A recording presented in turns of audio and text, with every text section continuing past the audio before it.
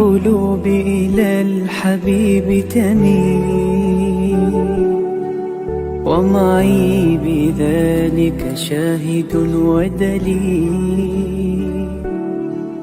أما الدليل إذا ذكرت محمدا فترى دموع العاشقين تسيل. هذا رسول الله، هذا المصطفى، هذا لرب العالمين خليل.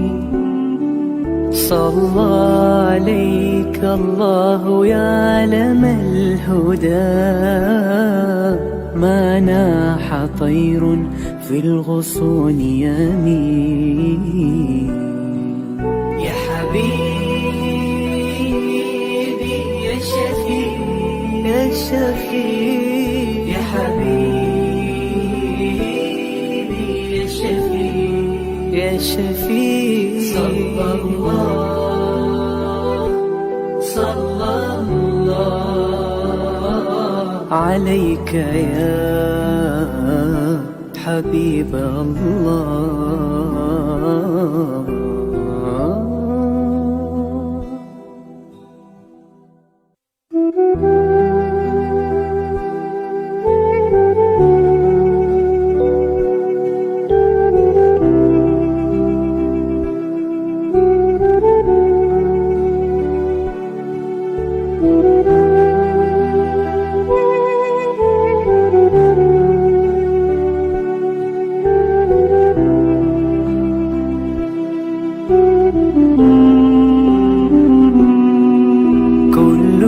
القلوب إلى الحبيب تميل، ومعي بذلك شاهد ودليل. أما الدليل إذا ذكرت محمدا فترى دموع العاشقين تسيل.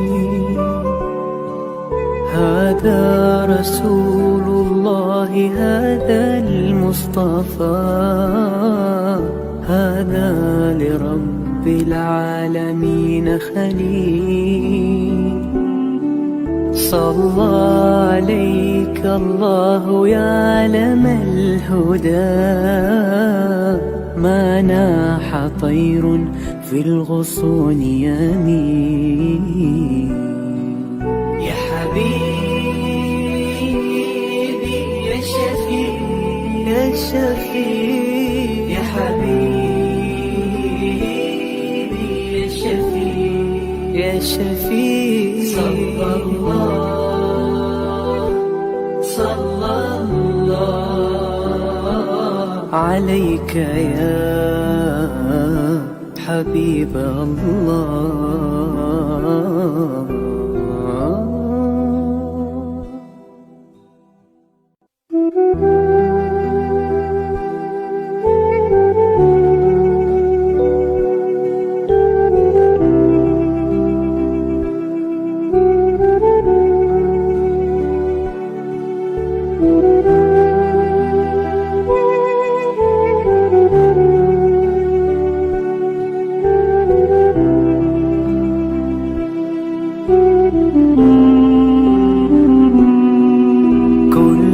القلوب إلى الحبيب تميل، ومعي بذلك شاهد ودليل.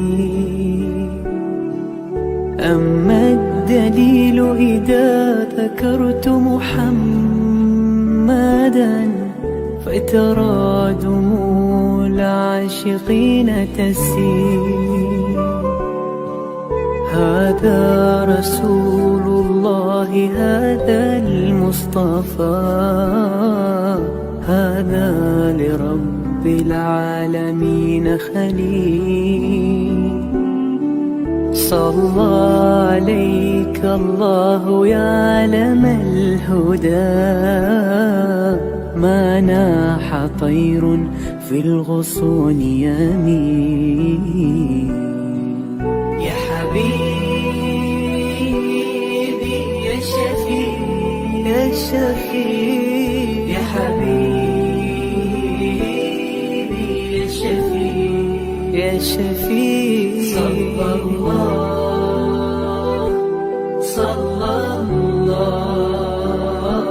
عليك يا حبيب الله.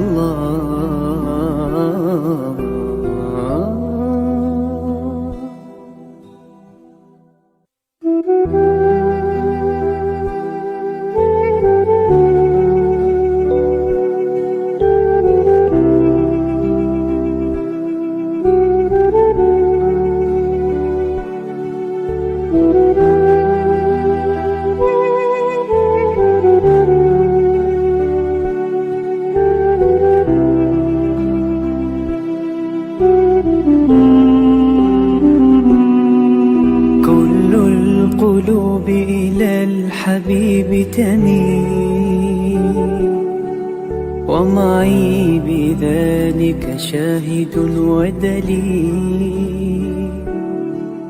أما الدليل إذا ذكرت محمدا فترى دموع العاشقين تسيل.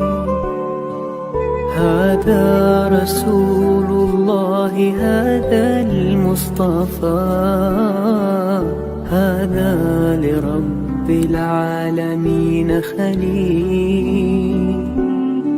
صلى عليك الله يا علم الهدى، ما ناح طير في الغصون يمين. يا حبيبي يا شفيع يا شفيع يا حبيبي يا شفيع يا شفيع صلى الله عليك يا حبيب الله.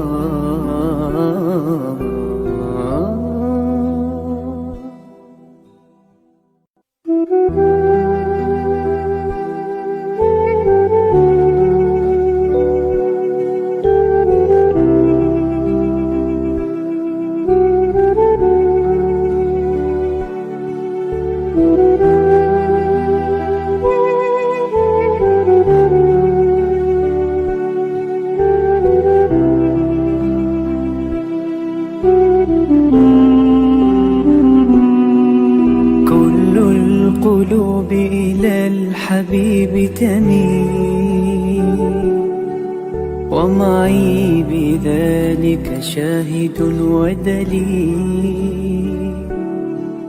أما الدليل إذا ذكرت محمدا فترى دموع العاشقين تسيل. Yayasan Sabahat sedang mengusahakan pembinaan Komplek Anjung Sulul Khatimah yang dipaparkan dalam skrin sekarang ini.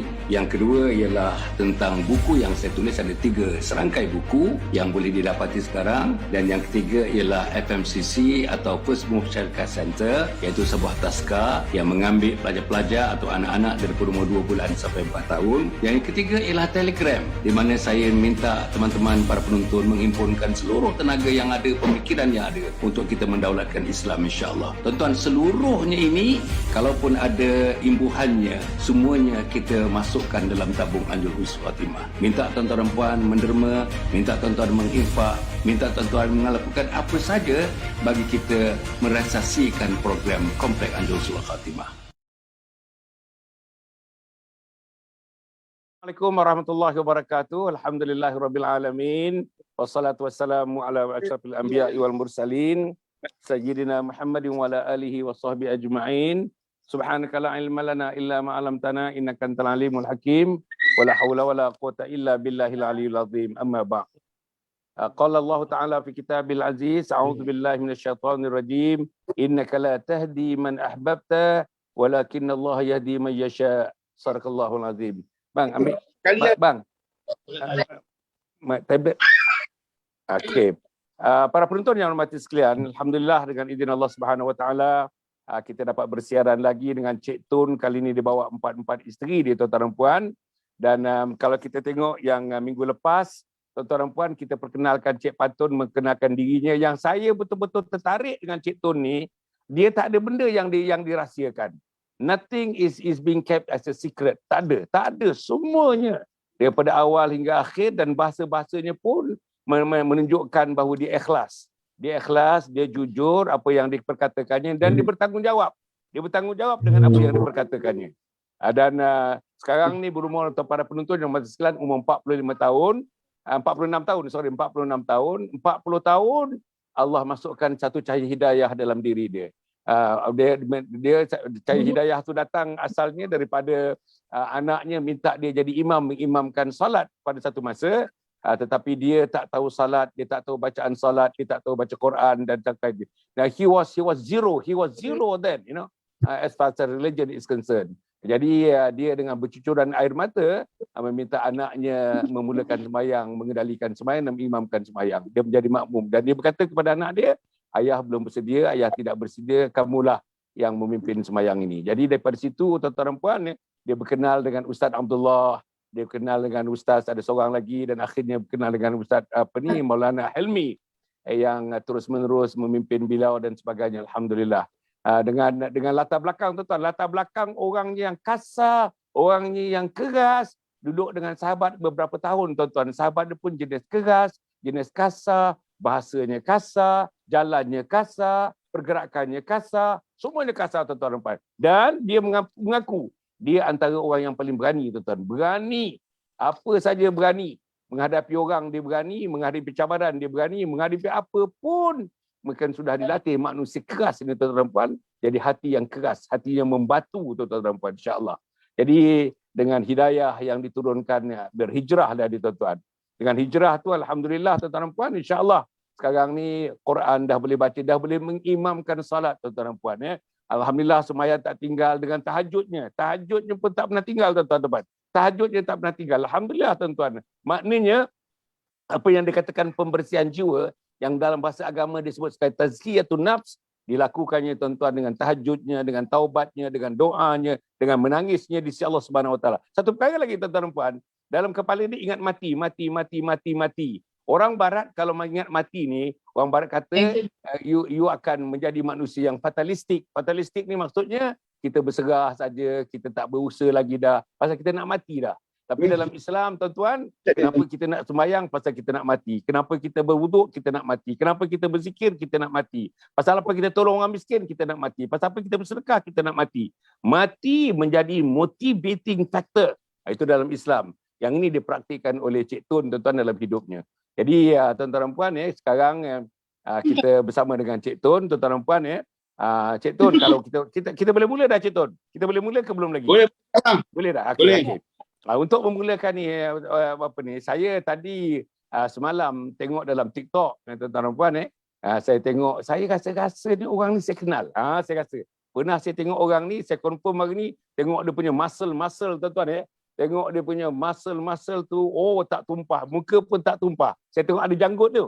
Janggut tu dengan cara gayanya, dengan badannya, saya kata Cik Tun ni, Cik Tun. Saya nak semak dengan kawan-kawan yang lain. Tapi saya rasa saya nak tanya dia pada malam ni, adakah dalam TikTok tu dia? Betul, tuan-tuan dan dia, maknanya pergi gym, nak dapat kesihatan. Dan saya yakin kesihatan yang didapati, tuan-tuan, bukan untuk nak keraskan diri, nak keraskan hati, bukan nak keraskan pandangan, bukan nak keraskan penglihatan, tetapi nakkan kesihatan itu untuk berkhidmat kepada agama Allah Subhanahu Wa Taala. Berkhidmat dengan seramai-ramai insan, berdakwah dengan seramai-ramai insan untuk membawa agama dalam kehidupan manusia di permukaan bumi ini, termasuk terutamanya 4 orang isteri dan 15 orang anak. 15 kan? 15 orang anak 15. Kan? 15 anak, yang tua berumur 22 tahun. Sampailah yang kecil-kecil di bawah, saya rasanya alhamdulillah. Jadi malam ni, tuan-tuan dan puan, kita diberikan penghormatan oleh Cik Tun bawa isterinya bersama-sama dengan kita. Cik Tun, sebelum tu Cik Tun nampak badan tu berkasa-kasa, berkasa tu, betul-betul macho, berkasa-kasa. Kenapa agaknya Cik Tun pergi gym, menjadikan rutin dalam hidup selain daripada bertahajud. Tidakkah bertahajud itu meletihkan, tidakkah bertahajud itu menyebabkan kita tertidur waktu siangnya, tapi nampaknya to keep you fit, you pergi gym nampaknya, angkat besi, untuk betulkan bicep, betulkan forcep, berbagai-bagainya tuan-tuan dan puan adalah semata-mata untuk mendapatkan satu kesegaran dalam hidup, untuk menyegarkan amalan agama dalam hidup. Betul tak? Kesegaran yang kita ada, kesihatan yang kita ada untuk menyegarkan agama. Betul tak? Saya punya kata-kata itu. Sila, Cik Tun. Betul Ustaz, betul. Alhamdulillah. Assalamualaikum warahmatullahi taala wabarakatuh. Syukur kepada Allah Subhanahu Wa Taala, hari ini kita dipertemukan lagi dalam rancangan sama Datuk Hassan Ali. Saya pergi gym ni, saya start main gym daripada umur saya 24 tahun. Masya-Allah. Dengar tu? Dengar. Maknanya sudah 22 tahun lah, dalam gym. Okey. Hilang pula dah. Tak apa. Dengar. Saya start gym umur saya 24 tahun. Yalah. Dalam banyak saya sukan gym. Okey. Salah satu sebabkan dia buatkan saya sentiasa sihat, cergas. Lepas tu saya tak bangun tidur pun awal sebab saya tidur cukup. Saya tidur 8 jam. Dulu 8 jam. Sekarang dah kurang sikit sebab dah kena bangun subuh. Pukul 5 dah kena bangun. Tu buat solat sunat.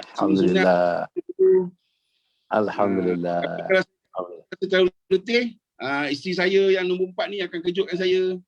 Isteri saya kejutkan saya untuk bangun. Kadang-kadang anak saya yang balik madrasah tu, dia kejut saya. Baba bangun. Allah. Dia balik seminggu 2 kali. Dia kata kalau alik balik, Baba kena imam. Kalau alik balik, Baba kena imam.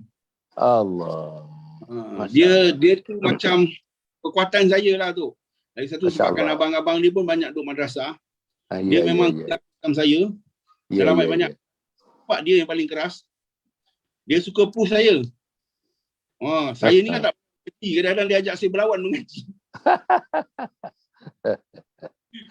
Okey, Cik Tun. Apa ni? Sebelum saya pergi kita bawa kepada yang berbahagia Profesor Dr. Nur Azniza Ishak, tuan-tuan dan puan, daripada Universiti Utara Malaysia, pakar psikologi, pakar kaunseling, tuan-tuan dan puan dah sejak daripada tahun lepas sampai tahun ini, tugas beliau ialah mengulas, tuan-tuan, mengulas kehidupan seseorang itu. Bila kita tampilkan dalam program ini, mengulas kehidupan tu daripada sudut social psikologinya, tuan-tuan. Macam mana caranya supaya kita dapat kepahaman yang lebih. Kenapa dia jadi begitu, kenapa dia perangai begitu, apa prosesnya, apa end produknya. Itu ulasan tu dibuat oleh yang berbahagia Profesor Dr. Nur Azniza Ishak. Okey, saya nak teruskan sikit lagi. Macam mana rutin kehidupan, maknanya bangun tadi pukul 5. Lepas bangun pukul 5 agaknya ada tak baca Quran, ada tak berzikir. Lepas tu bila pergi gym, lepas tu macam mana nak menjalankan rumah, siapa pergi pasar dan sebagainya. Macam mana nak layan 4 orang isteri itu, berapa banyak pembagian masa tiap isteri dan sebagainya. Rutin. Kalau bisa dalam 2-3 minit saja. Rutin, dia lebih kurang dia punya putaran kehidupan harian yang dilakukan oleh Cik Tun. Macam mana agaknya? Saya rasa banyak. Tanggungan anak 15 orang, isteri 4 orang, nak pergi gym lagi. Sudah tentulah nak cari nak cari makan, nak cari rezeki untuk 4 orang isteri dengan 15 orang anak. Sudah tentu tuntutannya besar, berbagai-bagaiannya. Macam mana caranya ada rutin kehidupan pembahagian masa mengikut keperluan-keperluan itu. Macam mana Cik Tun Sikit sekejap aja. Boleh, saya rutin hari-hari tu balik rumah hari-hari. Satu hari sini, satu hari sana, satu hari sini. Kadang-kadang saya panggil semua berjumpa dekat gym, makan sama-sama, makan tengah hari. So masa tu tak ada macam rumah orang ni lama, tak ada. Saya selalu berkumpul dekat gym. Isteri saya ni peneman saya dekat gym. Dia orang sentiasa teman saya. Saya kayu basikal pun isteri saya teman. Kalau dulu suka isteri teman sebab nak gatal. Hari ni isteri teman. Tadi ada satu dalam satu shoot dalam TikTok tu tengah naik basikal kan? Tengah naik basikal tu. Alhamdulillah. Semua dengan family, dengan isteri, dengan anak-anak. Dulu saya tak buat benda ni. Dulu saya lebih kepada dunia saya. Hari ni saya banyak buat benda-benda ni kerana saya nak merasa kebahagiaan sebab saya mak ayah tak ada. So kebahagiaan saya kepada isteri dan anak-anak saya. Okey, saya nak sampai ke situ dulu. Profesor, kebahagiaan dia dulu dia tak ada mak dan ayah. Jadi kebahagiaan dia ialah bersama isteri dan anak-anak. Ini satu konsep. Kadang-kadang orang, tuan-tuan dan puan, dia tidak begitu. Cara hidupnya tidak begitu, falsafahnya hidup tidak begitu. Tapi kalau tengok Cik Tun ni, tuan-tuan dan puan, apa dia kata? Kebahagiaan hidupnya ialah isteri dan anak-anaknya. Tumpuan hidupnya isteri dan anak-anaknya. Di samping pekerjaan. Nanti kita tahu pekerjaan, kita tangguh dulu tentang pekerjaan, macam mana mendapatkan rezeki dan sebagainya, insya-Allah. Agaknya tentang tadi, tentang kebahagiaan, tumpuannya kepada isteri dan anak-anak, kerana tidak ada ibu bapa. Ibu bapa sudah tidak ada di dunia ni. Macam mana tentang tumpuan kehidupan yang begitu ni, Profesor? Sila. Okey, bismillahirrahmanirrahim. Alhamdulillahirrabbilalamin. Wassalatu wassalamu ala asyrafil anbiya'i wal mursalin wa ala alihi wa sahbihi ajma'in. Alhamdulillah kita bertemu lagi Datuk dan juga Cik Tun. Jadi pada hari ini bila Datuk tanya tentang kebahagiaan, dia kebahagiaan itu kalau ikut pentafsiran dari segi psikologi dia adalah dia adalah sangat subjektif. Subjektif tu orang bahagia boleh rasa macam-macam. Maksud dia rasa bahagia dengan duit, dia rasa bahagia dengan harta yang banyak, dia rasa bahagia dalam keadaan dia rasa dia paling cantik, dia paling sadar ke, dia paling hebat ke, dia paling dia ada ramai anak ke, dia ada banyak isteri ke, apa benda semua. Tapi maksud kebahagiaan itu adalah apabila dari segi apa yang dia build up dalam kognitif dia, apa yang dia fikirkan itu, maksud dia membuatkan dia rasa macam dia dah dapat apa yang dia nak. Dia dah dapat apa yang dia nak. Tapi bila kita kait dengan Cik Tun, dia bagi saya lah, dia agak unik sikit sebab flow daripada, kalau kita tengok minggu lepas, flow daripada bagaimana perkembangan diri dan psikososial dia wujud daripada pencanggahan kepada moraliti. Maksud dia, walaupun dia dibesarkan dalam keadaan penuh dengan survival, tapi di situ mungkin dia ada konflik dari segi moraliti dia. Maksud dia mungkin pentafsiran baik dan buruk, elok dengan tak elok. Maksud dia mungkin ada konflik di situ sampai kepada umur 40-an. Tapi di sebalik kepada semua konflik morality yang berlaku tu, moral development yang berlaku itu, tapi dia bertemu dengan satu keadaan yang mana dia masih boleh dibekalkan dengan kasih sayang, dibekalkan dengan perhatian, dibekalkan dengan belayan dan sebagainya, dan di situ dia boleh bertingkah laku sebagaimana yang diperlukan oleh manusia yang lain. Maksud dia kalau tengok yang lepas tu, Cik Tun duk cerita, isteri duk cerita, kata Cik Tun walaupun nampak sadar, dapat gerun kat luar dan sebagainya, tapi dengan isteri-isteri dan sebagainya sangat baik, sangat protektif kepada anak-anak, kan? Kalau mungkin hari ini saya boleh tambah sangat nampak muda, kan? Nampak Cik Tun nampak muda lah, kan? Nampak macam yo-yo lagi lah, macam boleh buat yo-yo lagi lah, kan? Dengan TikTok dan sebagainya. Maksud dia happiness yang dia rasa itu, saya yakin lah mungkin sekejap lagi kalau Cik Tun boleh cerita kat kita, dengan kombinasi apabila dia bertemu dengan Rob dia dan persekitaran dia, dan di situ melengkapkan. Dan mungkin kalau kita buat research lah kepada Cik Tun, menunjukkan graf kepada tahap kebahagiaan ini, kesejahteraan ini 6 tahun lepas dengan 6 tahun sekarang ni, maksud dia dalam keadaan sekarang ni, mungkin graf itu akan berbeza. Maksud dia kebahagiaan yang meningkat dalam keadaan yang mendapat apa yang hendak dicapai dalam hidup Cik Tun. Sebab yang saya kata unik tadi, asal daripada konflik morality, kemudian bila bertemu dengan Rob, dia macam seolah macam occupied, macam dia dapat semua. dalam kehidupan. Dan tambahan pula bila cerita kata gym, dekat gym semua berkumpul, makan sekali, anak 15 orang, isteri 4 dan sebagainya, boleh duduk sekali dan sebagainya. Sebab bagi saya leadership tu something yang anugerah lah sebenarnya.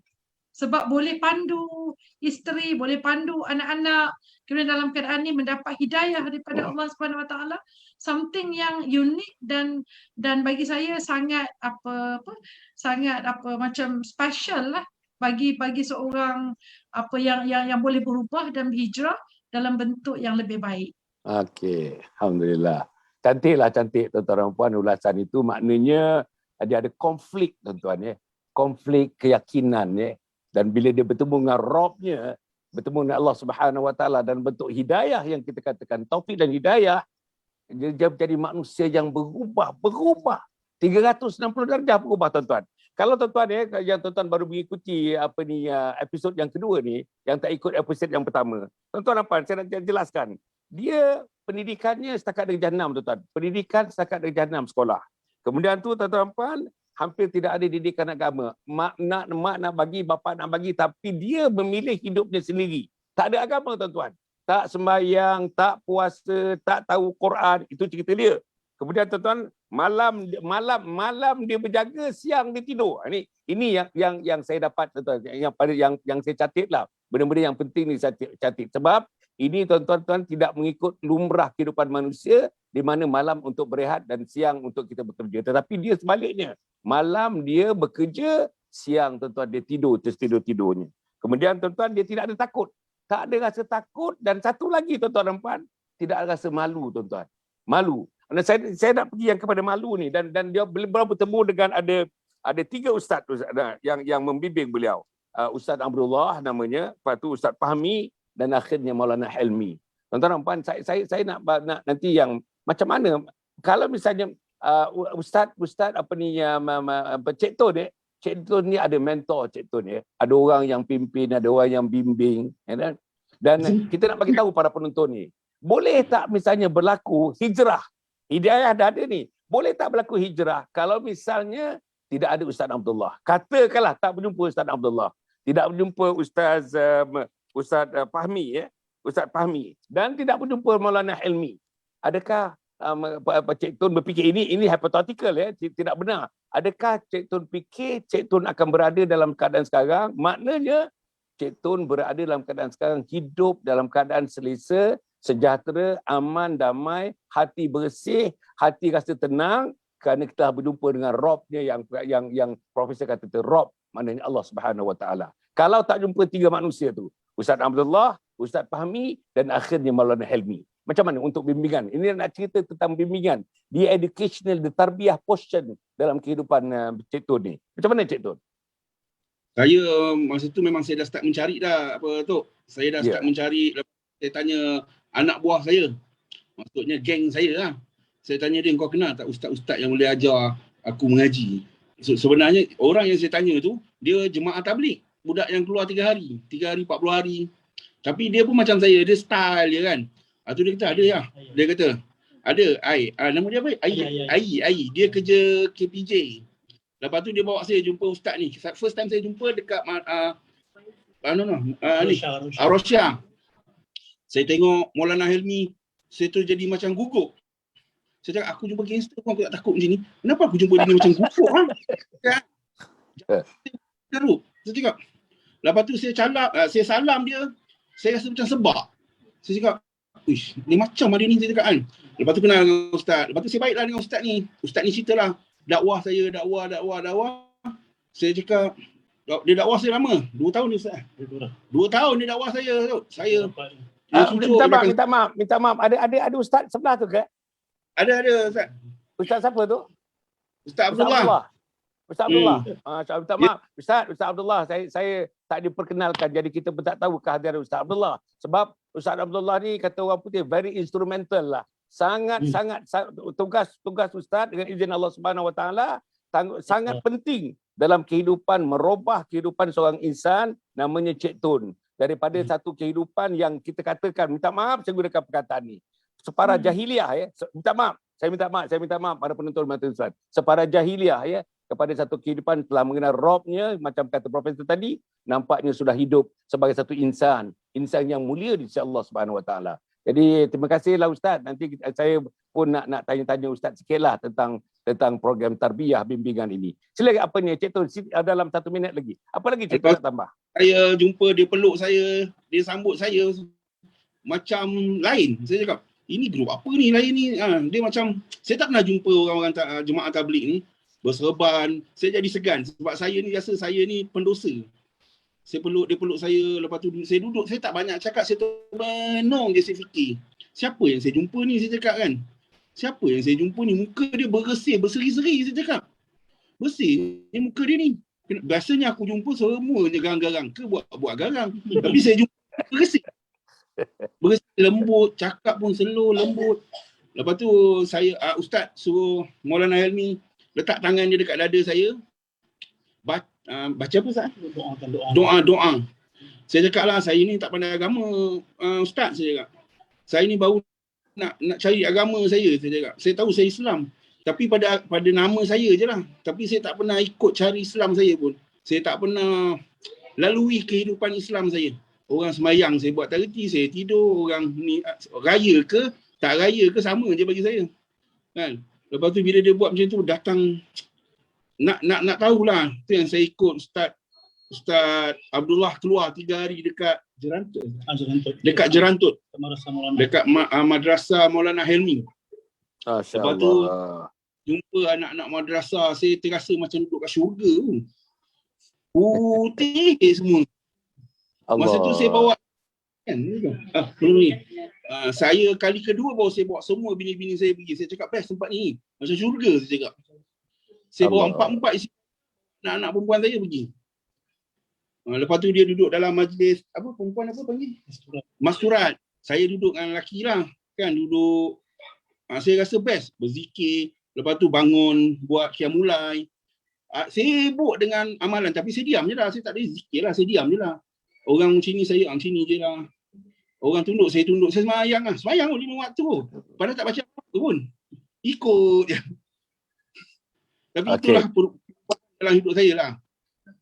Okey, apa ni minta maaf Cik Tun, saya nak pergi kepada Profesor ni sebab tentang bimbingan, tentang pendidikan, dan pendidikan tu bermula umur 40 ni. Orang mendidik anak umur 3 tahun, kita muda mendidik anak umur 40 ni.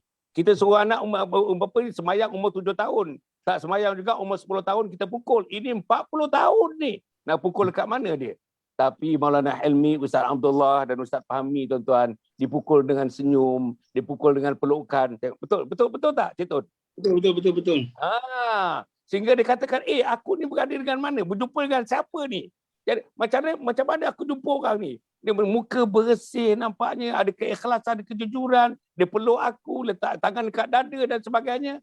Ini satu treatment yang dia tak pernah dapat. Dalam keadaan hidup yang begitu kasarnya, dia tak pernah tengok manusia macam ni dan tak dapat terima macam ini.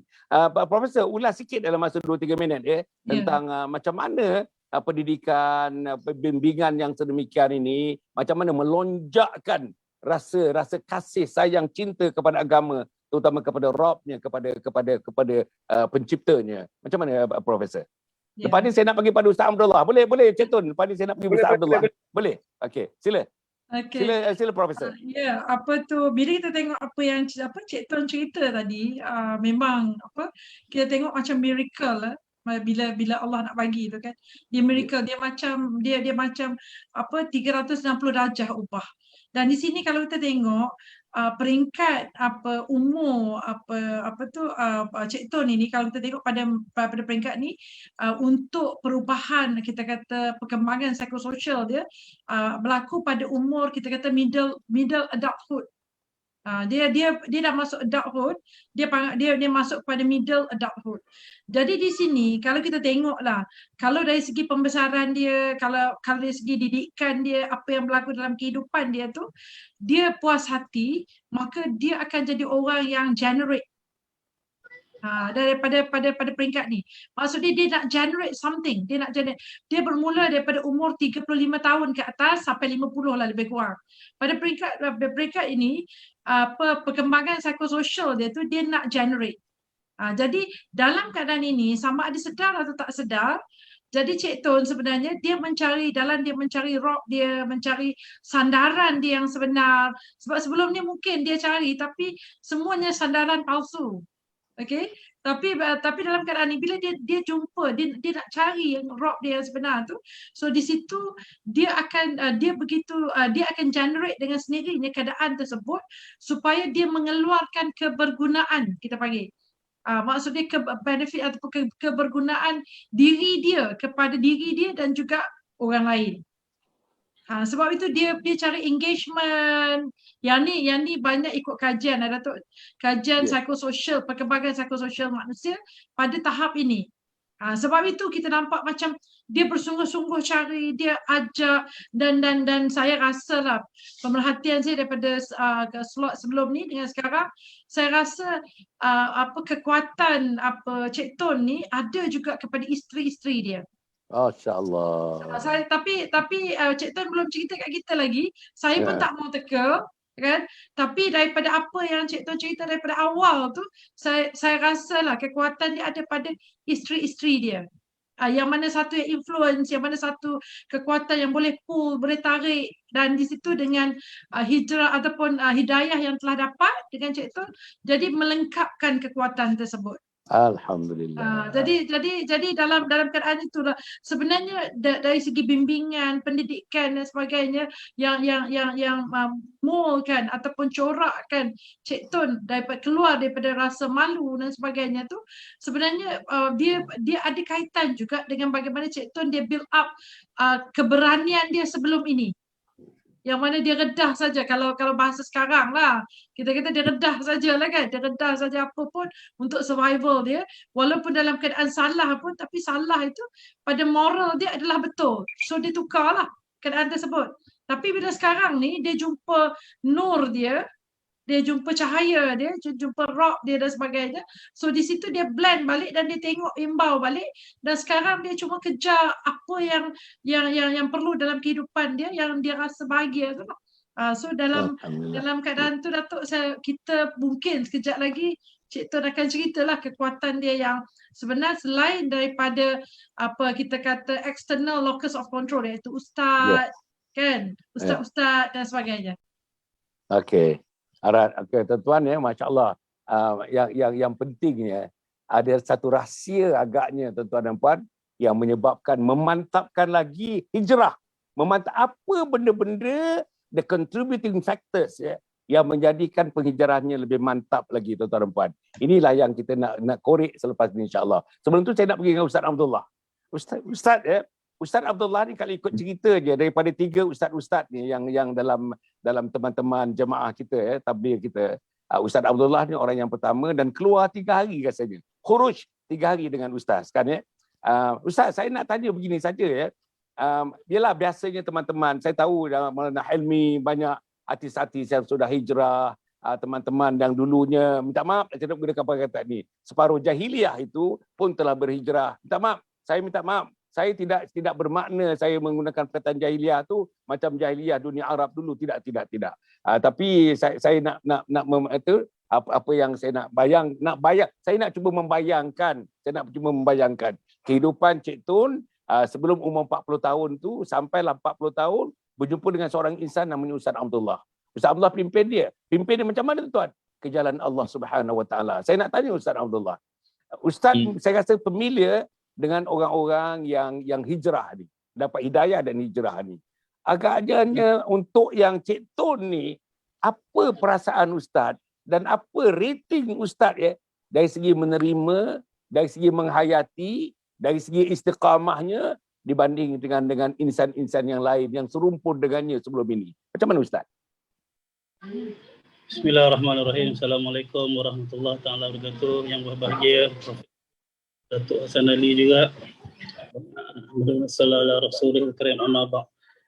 Insya-Allah, masya-Allah. Perkara ni sebenarnya bukan saya lah bagi hidayat sebenarnya. Dia kebetulan Allah Taala jumpakan saya dengan orang-orang hebat macam ni lah. Memang daripada dulu bila kita tak faham dakwah, kita tengok orang yang jauh pada agama, kita hina dia. Tetapi teknik dakwah ni sebenarnya bila kita tengok orang yang jauh pada agama, kita lagi kasih kepada dia. Masya Allah. Lepas tu memang saya sebelum berjumpa dengan Ayahanda Cik Tun, saya jumpa juga beberapa musician yang mereka hijrah lah. Macam Ayahanda Cik Tun ni memang saya cari dia, kebetulan macam yang kawan dia tadi itulah Saha tu. Kita nak kenal gangster, kita kena pegang dia punya ketua dia. Ayahanda Cik Tun tahu dia punya pengikut dia dalam Malaysia ni ada boleh cecah lah ratus ribu juga.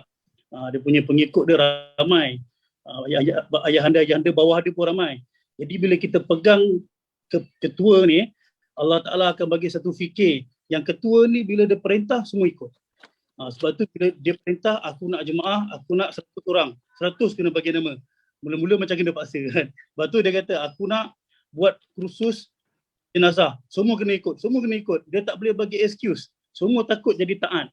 Jadi bila kita dapat pegang kepala ni, Masya Allah, Allah Ta'ala pemudahkan segala urusan. Tapi hanya sahaja semua hidayah milik Allah. Bukan daripada saya. Saya cuma ikhtiar. Kebetulan Allah Ta'ala asbabkan dengan saya dalam masa yang sama, saya dengan Cik Tun, saya anggap sahabat saya. Saya tak pernah anggap dia pendosa ke apa, tak pernah. Saya anggap saya masih ada kagum pada dia. Dan dia kagum saya pada agama. Saya kagum dia pada, walaupun dia tak ada pegangan agama, tapi dia ada bini yang bahagia. Dia ada bini 4 yang bahagia. Yang mana orang agama pun tak ada macam ni. Maksudnya orang agama pun ada bini pun kadang-kadang sorok-sorok. Dia boleh buat bini dia macam adik-beradik. Macam mana dia boleh buat macam tu? Lepas tu kita bawakan apa kefahaman yang dia dah ada sedia ada bahagia tadi, kita bawakan dalam faham agama. Sebab tu ni saya share kejap dalam mungkin masa 19 minit. Saya selalu terapkan dalam jiwa Cik Tun ni 6 perkara yang mana hari ni dia bawa 7 perkara dia bawa dalam kehidupan dia, dan kehidupan dia sangat bahagia. Nombor 1, dia bawa dakwah dalam hidup dia. Hari-hari dia kalau tengok dia punya live, kalau Datuk tengok dia punya live hari-hari, dia akan cerita dakwah, dia akan cerita mati, dia akan cerita Quran. Benda yang dia buat, dia rasa seronok, dia rasa tenang, dia akan cerita. Itulah dakwah. Dakwah tak semestinya kita kena keluar sebagainya, tapi dia mengajak orang. Pergi masjid pun dah kira dakwah. Dia hari-hari dia cerita dakwah pada orang. Hari-hari maknanya mulut dia banyak cerita dakwah. Nombor 2, dia dah start perbetulkan solat dia. Kalau dulu 40 tahun dia tinggal solat, sekarang dia bangun tengah malam tahajud, dia buat solat qada dia, dia buat ni, dia zikir pun kalah saya. Saya beli tasbih pendek, dia beli tasbih 1000. Terkejut saya. Dia zikir pun orang tua dia lagi terror. Tapi itulah maknanya kita seronok orang tengok macam tu. Lepas tu nombor 2 datang, dia kena jaga solat dia balik. Nombor 1 dia jaga dakwah. Of course bila dia buat dakwah ni, dia dah buat satu perkara baik. Lepas tu dia start jaga solat. Itu sangat gembira. Dia dah start jaga solat, mula-mula dia bengang juga masa PKP dalam masjid. Tapi asbab daripada dia semayang kat rumah, dia punya anak-anak isteri pun dapat jemaah semua sekali. Anak isteri dia pun, dia dapat tengok juga anak isteri dia jemaah semua sekali. Dan dia jadi imam. Macam-macam lah, ada lah perkara kelakar, dia bangun imam 3 jam kepala, macam-macam lah kelakar. Lepas tu nombor 3, dia start jaga Quran. Dia daripada tak kenal huruf, Datuk, daripada tak kenal huruf, saya sikit-sikit aja, tapi dengan Ustaz Fahmi ni, Alhamdulillah sekarang dia dah boleh baca Quran. Dia siap dah boleh baca Taranum. Dia memang dia boleh baca Taranum, tapi jangan tanya dia, nanti dia kata saya game dia. Jadi dia dah pandai baca sedap, dan saya pun Alhamdulillah, saya happy. Saya setiap kali bila saya baca Quran, saya akan teringat saya punya murid-murid pernah belajar dengan saya selalu doakan, dia orang bahagia. Dia bawa dalam kehidupan dia, satu tadi dakwah, dia bawa Quran, dia bawa solat, dia bawa Quran, dan dia bawa sedekah. Sedekah ni saya cerita dengan dia, satu hari minimal kita sedekah RM1 pun tak apa ayah. Saya panggil dia ayah lah, ayah dia Cik Tun kan. Tapi dia hari-hari dia suka sedekah, dan dia suka ajak orang sedekah. Macam yang terbaru tadi dia dapat dana untuk dia beli satu van jenazah. Tadi kita dah serah kepada tim apa ya? Fardu Kifayah ni tim yang biasa bantu jenazah-jenazah yang tak ada duit, dia bantu free je. Tadi Cik Tun dia keluarkan satu van, dia bagi macam tu, dia bagi. Alhamdulillah untuk jenazah-jenazah, dan sekarang kita pun tengah plan untuk nak keluarkan van kedua pula. Okey, sambung tadi sedekah. Nombor 5, datang selalu istighfar. Kalau dulu dia maki je kerja, dia maki je. Sekarang dia nak marah pun astagfirullahalazim. Ustaz, astagfirullah, dia banyak istighfar. Saya cakap istighfar ni dalam masa yang sama dia boleh hapus ayah punya dosa. Nombor 6, datang hijrah. Dia selalu hijrah daripada perkara yang dia kurang baik. Dulu kalau kita tak payah cerita lah apa jahiliah dia, tapi apa benda yang dia tak pernah buat, sampai dia punya pengikut pun sampai ratus ribu cukup takut dengan dia. Tu saya tak payah cerita lah. Nombor 7, baru datang ikhtiar. Macam mana ikhtiar dia hari ni? Dia ikhtiar dia punya pencarian rezeki, walaupun kalau nak compare dengan dulu, dia cerita dengan saya tak banyak, tapi dia cukup bahagia walaupun sikit, dia cukup bahagia. Yang penting belakang dia, isteri-isteri dia semua berniaga, sama-sama bantu dia, sama-sama bantu dan memahami. Tulang belakang dia yang saya nampak kuat, empat isteri dia, Masya Allah. Itu kebaikan yang saya nampak pada dia, terapkan agama dalam diri dia. Daripada situ, daripada situlah dia berjalan dengan baik dengan susunan hidayah Allah Subhanahu Wa Taala. Wallahu a'lam. Alhamdulillah. Terima kasih Ustaz. Saya ucapkan terima kasih Ustaz dengan sikit penjelasan yang Ustaz beri ni. Alhamdulillah tuan-tuan. Mudah-mudahan para penonton yang menyaksikan program ni, tuan-tuan dan puan, kita tengok tuan-tuan macam mana jenis manusia yang membimbing. Belum lagi saya tanya tuan-tuan Maulana Helmi ni yang saya kenal tuan-tuan. Maulana Helmi yang saya kenal belum lagi tuan-tuan yang macam mana dia kata dia jumpa manusia, masya-Allah, dengan muka yang berseri-seri, dengan akhlak yang begitu murni, dengan senyum, dengan meraihkannya Cik Tun yang memang terkenal tuan-tuan. Sebelum umur 40 itu, siapa yang tak kenal Cik Tun? Tadi saya bercakap dengan seorang teman tuan-tuan dan puan, dia kata, insya-Allah malam ni tengoklah program Cik Tun. Oh Cik Tun, saya kenal Cik Tun tu. Masya-Allah tuan-tuan. Jadi saya alhamdulillah lah tu. Jadi okey, saya nak pergi kepada profesor ya. Kalau misalnya tengok Profesor macam mana pendekatan dakwah yang dibuat oleh Ustaz Abdullah? Macam mana? Dia kata orang yang jauh daripada Allah tu lagi kita simpati, lagi kita lagi raih. Jangan kutuk. Setengah tuan-tuan kita jeling pun tak nak tuan-tuan. Kutuk lagi. Tapi tanpa tuan-tuan, raih punya raih. Pergi pada Ustaz Fahmi, raih lagi. Pergi pada Maulana Halim, raih lagi. Jadi keraian ini pada saya lah. Keraian atas nama La ilaha illallah Muhammad Rasulullah. Kerajaan atas nama Allah dan Rasulnya, saya rasa inilah pemikat tuan-tuan dan puan yang memikat hati dia solid dengan ikatan itu, diikat, dan ikatan itu begitu terik tuan-tuan, begitu kemas ikatan itu yang dibuat oleh Ustaz Abdullah, kemudian tu dua ustaz yang lain yang memimpin Cik Tun. Komen daripada Profesor macam mana Profesor dalam masa yang singkat ni?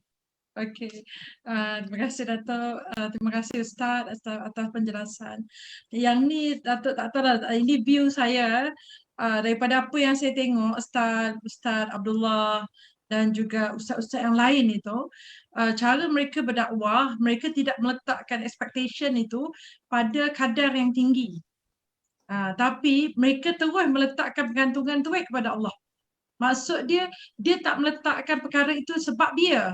Tapi dia letakkan sebab itu, kalau Allah nak bagi, maksudnya dia mungkin dengan doa, dengan usaha, dengan sabar, dengan bersungguh-sungguh, buat dan sebagainya. Yang ni, sebab itulah yang saya nampak, kejayaan itu dia berpihak kepada orang yang dia doakan itu. Maksud dia tercampur dengan ihsan, dengan ikhlas dia, dengan bersungguh-sungguh dia, dengan apa kalau dari segi ayat yang kita boleh term dalam psikologi ini, maksud dia tidak meletakkan expectation itu, ataupun dia tidak letakkan harapan yang tinggi kepada manusia, tapi dia letakkan harapan yang tinggi itu kepada Allah.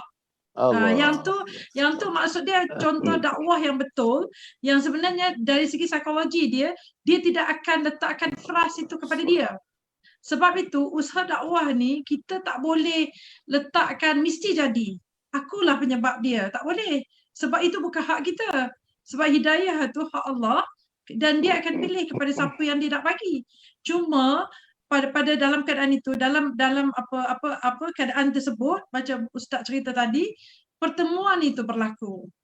Dan maksudnya bila Allah bagi pertemuan tu, apa nak buat? Jadi maksudnya kadang-kadang orang yang duduk frust dalam jalan dakwah ni, dia rasa macam suruh dah banyak kali dah, biarlah, ikut suka dia lah. Jadi apalah. Jadi maksud dia dalam keadaan itu, dia tidak berlaku kepada tiga-tiga ustaz ni. Disebabkan itu, kejayaan tersebut pun, kejayaan yang berlaku pada Cik Tun pun, dia tak claim bahawa dia punya. Sebab itu maksud dia anugerah yang Allah nak bagi kepada Cik Tun. So dalam keadaan itu, dia kalau terms yang boleh kita gunakan, dia boleh differentiate. Dia boleh membezakan. Maksud dia, saya hanya menjalankan tugas dakwah itu, dan yang nak bagi hidayah itu adalah Allah, yang nak berusaha berubah itu adalah orang yang berkaitan. Jadi di situ dia akan jumpa orang demi orang dan sebagainya. Dalam keadaan itu dia tak claim dia, tapi dia claim bahawa inilah orang yang Allah pertemukan supaya kita meneruskan jalan dakwah tersebut. Sebab InsyaAllah. itu dakwah tersebut dia flow dia sangat cantik, dan saya yakinlah ketiga-tiga ustaz pun tak rasa feras ke kalau Cik Tun tak berubah, contohlah kan.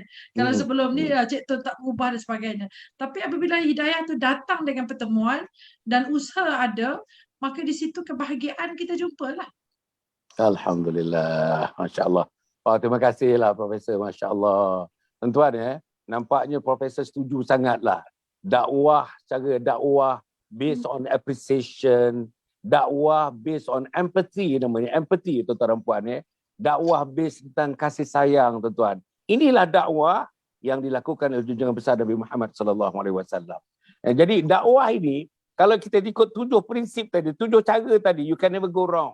You can never go wrong. Sebab inilah tapak dakwah yang dijalankan, yang diusahakan oleh junjungan besar Nabi Muhammad SAW. You can never go wrong. Sebab itu alhamdulillah, untuk bukan senang tuan-tuan tengok manusia yang sado-sado macam ni, dengan badan, dengan berkasa-kasa macam itu tuan-tuan, dengan muka yang cengel macam itu. Bukan senang tuan-tuan, bukan senang. Tapi rasanya Ustaz Abdullah, Ustaz Fahmi dan Maulana Helmi, dia ada cara dia tuan-tuan. Cara dia saya nampak dah. Cara dia kasih sayang lah tuan-tuan, kasih sayang. Menyayangi sesama umat, menyayangi sesama manusia, menyayangi tuan-tuan. Kita nak apa? Kita tak nak sayang sangat. Kalau sahabat kita, kalau saudara kita, rakan kita berapa jauh daripada agama pun, kita nak sama-sama minum air telaga Kautsar bersama dengan Nabi Muhammad SAW di akhirat nanti tuan-tuan. Itu dia punya prinsip yang saya rasa Ustaz Abdullah ada. Saya nak tanya isteri kejap. Boleh Cik Tun, saya nak tanya isteri kejap. Yang mana nak jawab pun tak apalah. Okay. Saya ada 7 prinsip tadi. Saya ada 7 prinsip. Yang pertama Ustaz Abdullah tadi. Yang pertama dakwah. Yang kedua salat. Yang ketiga ialah ketiga jaga Quran. Yang keempat sedekah. Yang kelima istighfar. Yang keenam hijrah. Yang ketujuh ikhtiar. Betul Ustaz Abdullah, betul. Betul Ustaz Abdullah. Betul. Betul. Okey. Ustaz Abdullah dah. Macam ni? Macam ni? Ya, Ustaz isteri ada kan? Isteri ada kan? Ada. Okey. Saya nak tanya isteri ni, macam mana dirasakan dia 7 perkara tu? 7 perkara tu. Salat, sudah tentulah Cik Tun, tuan-tuan dan puan sebagai ketua keluarga yang sudah berhijrah, yang sudah dapat hidayah, sudah tentulah menyalurkan hidayah itu wajib baginya kepada anak isterinya. Jadi saya nak tanya penerimaan.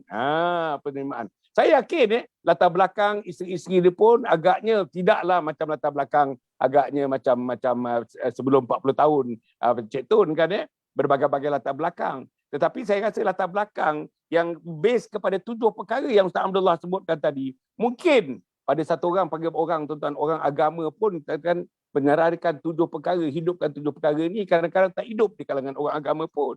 Tapi di kalangan manusia biasa macam isteri-isteri yang 4 orang ni, macam mana penerimaan isteri bila 7 perkara ini dijalankan dalam hidup selepas umur 40 tahun oleh Cik Tun, dan macam mana penerimaan isteri-isteri. Profesor, isteri-isteri ni pun sudah keluar berdakwah tahu. Namanya program Masturat. Dia dah keluar berdakwah dari isteri-isteri ni. Jadi macam mana penerimaan? Boleh terima tu, bukan senangnya. Saya kalau cerita tentang Masturat ni tuan-tuan dan puan, bukannya senang. Tapi saya nak tahu macam mana isteri-isteri ni menerima perubahan itu, menerima perubahan fikiran itu, menerima perubahan tindakan itu, menerima perubahan tuan, macam mana pandangan manusia yang lain tentang isteri-isteri, tentang keluarga itu. Macam mana siapa daripada isteri itu yang boleh menjawab soalan saya ni? Macam mana penerimaan isteri-isteri tentang perubahan-perubahan yang dilakukan hasil daripada jolokan-jolokan yang dibalik ustaz-ustaz yang very humane. Ustaz-ustaz menggunakan pendekatan very humanistic ini. Macam mana isteri-isteri kita, insya-Allah. Boleh ke sikit sentuh sikit? Boleh. Sila. Sayang. Isteri yang mana? Sayang yang mana? Yang mana ni? Yang mana? Semua yang ke? Cik Tun, semua yang ke? Macam mana ke? Saya panggil semua sayang. Oh, semua sayang. Tengok tu. So, jadi sayang satu, sayang dua. Yang one, yang two, yang three, yang four gitu. Ya, betul. Okey. Sang isteri, sila. Siapa-siapa aja. Cakap. Dia sebenarnya dia nak berhijrah tu dah lama dah. Tapi dia cuma cakap umur aku 40 tahun baru aku nak solat. Dia cakap macam tu. So kita tunggu benda bila lah dia nak solat tu, cakap macam tu. Cakap bila dah tiba dah 40 tahun dia cakap, ya dah 40 tahun ni bila nak solat. Cakap macam tu. Tiba-tiba sampai tiba-tiba masa ada anak tegur. Baba jom nak solat. Cakap macam tu kan. Lepas tu dia kata solat, cakap macam tu kan. So macam permulaan lah dia nak start solat. So kita orang just tunggu je lah, nak paksa tak boleh. So kita orang tunggu masa perubahan dia. Tapi dia tengoklah dia usah-usah. Anak dia ajar solat, dia cuba-cuba. Macam tu je lah. Alhamdulillah. Okey, apa ni? Maknanya dia isteri dia pun menanya pun dah komitmen kepada isteri. Menanya tu pun dah satu proses. Menanya itu pun isteri dah nampak apa dia jalan yang betul di sisi Allah Subhanahu Wa Taala. Menanya itu pun sudah tentulah satu harapan bagi empat isteri ni. Aku nak suami yang saleh, aku nak suami yang beriman. Saya rasa begitu. Itu pertanyaan isteri-isteri kepada dia. Dah janji umur 40 nak berubah. Bang, dah umur 40 dah ni. Dah satu hari. Minggu yang pertama umur 40. Bulan yang pertama umur 40. Apa perubahannya di mana? Salatnya macam mana? Saya rasa pertanyaan-pertanyaan itu tuan-tuan, dengan anak pula minta dia bersalat dan sebagainya, itu mengukir lebih cepat lagi tuan-tuan. Mengukir struktur perubahan itu yang dilalui oleh Cik Tun. Tadi saya nak sebut ini yang agaknya yang profesor nak tahu ni. Macam mana setakat mana perubahan Cik Tun ni? Agaknya Ustaz Abdullah pun boleh chip in kat sini ya. Setakat mana perubahan Cik Tun ini antaranya motivating factorsnya, motivating elementnya, the pushing factorsnya juga adalah daripada isteri-isteri 4 orang ini. Macam mana, apa dia sumbangan isteri-isteri 4 orang untuk menentukan perubahan hijrah itu berlaku, hidayah itu sudah dapat dan hijrah berlaku. Selain daripada yang dibuat oleh Ustaz Abdullah, Ustaz Fahmi dan juga Maulana Helmi tadi. Agaknya macam mana agaknya? Ustaz Abdullah, cuba Ustaz, mungkin Ustaz Abdullah kenal semua ni kan ya? Macam mana Ustaz Abdullah peranan isteri-isteri Cik Tun ni dalam untuk melakukan satu perubahan, menerima perubahan, apa contribution isteri-isteri ini kepada perubahan yang berlaku? Bukan begitu ke doktor, profesor? Bukan begitu ke soalan kita nak tanya kepada isteri-isteri ini? Halo doktor, profesor. Boleh. Macam tu boleh. Cantik tu. Okey Ustaz Abdullah, saya kita sekarang nak bagi pada Cik Tun menjawab tu, rasa saya tak berapa sedap. Saya rasa Ustaz Abdullah jawab. Lagi neutral nampak dia menjawab. Okey, sila Ustaz Abdullah. Bismillahirrahmanirrahim. Jadi alhamdulillah, apa yang saya nampak pada isteri-isteri Cik Tun ni kebanyakannya, mereka memang daripada awal lagi, isteri mana yang tak nak dapat suami yang soleh, yang baik, nakal-nakal macam mana pun dia beriman. Siapa-siapa pun nak macam tu. Jadi saya dapat nampak, sebab isteri-isteri Cik Tun yang saya kenal kebanyakannya semua dah bertudung dan sebagainya, diorang tak lepas daripada mendoakan. Sebab tu saya cakap tadi, isteri-isteri Cik Tun ni saya nampak diorang tulang belakang yang kuat.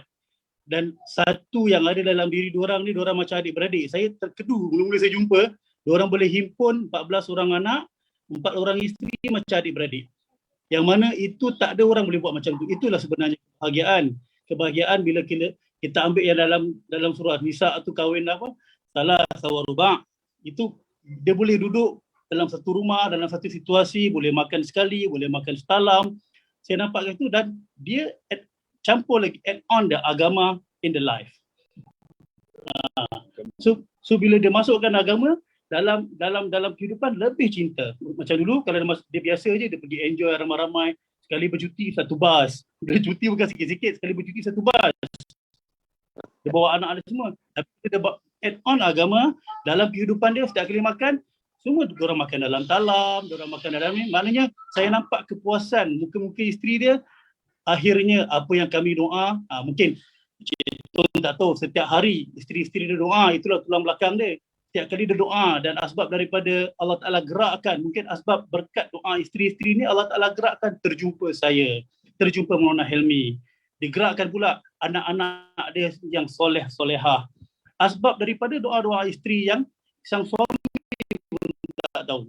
Jadi mungkin isteri-isteri tadi dia segan, dia nak cerita lah, dia nak bagi tahu dia doa, tapi saya tahu setiap isteri menginginkan suami sekian-sekian macam ni. Wallahualam. Masya-Allah. Makin seronok tuan-tuan dan puan ya. Saya ingat 1 minggu lagi kena ada lah. Minggu depan ni kena lagi sekali lah. Betul-betul. Saya sebenarnya banyak. Ini tuan-tuan dan puan. Pada saya, dia punya didaktik component. Didaktik ni maknanya dia punya educational component yang orang boleh ikut. Orang biasa pun boleh ikut. Sebab yang melakukannya orang biasa tuan-tuan. Orang biasa daripada perangai orang biasa. Sebagian daripada kita ada perangai itu. Tapi dengan perubahan yang berlaku menjadi manusia kekasih Allah Subhanahu Wa Taala.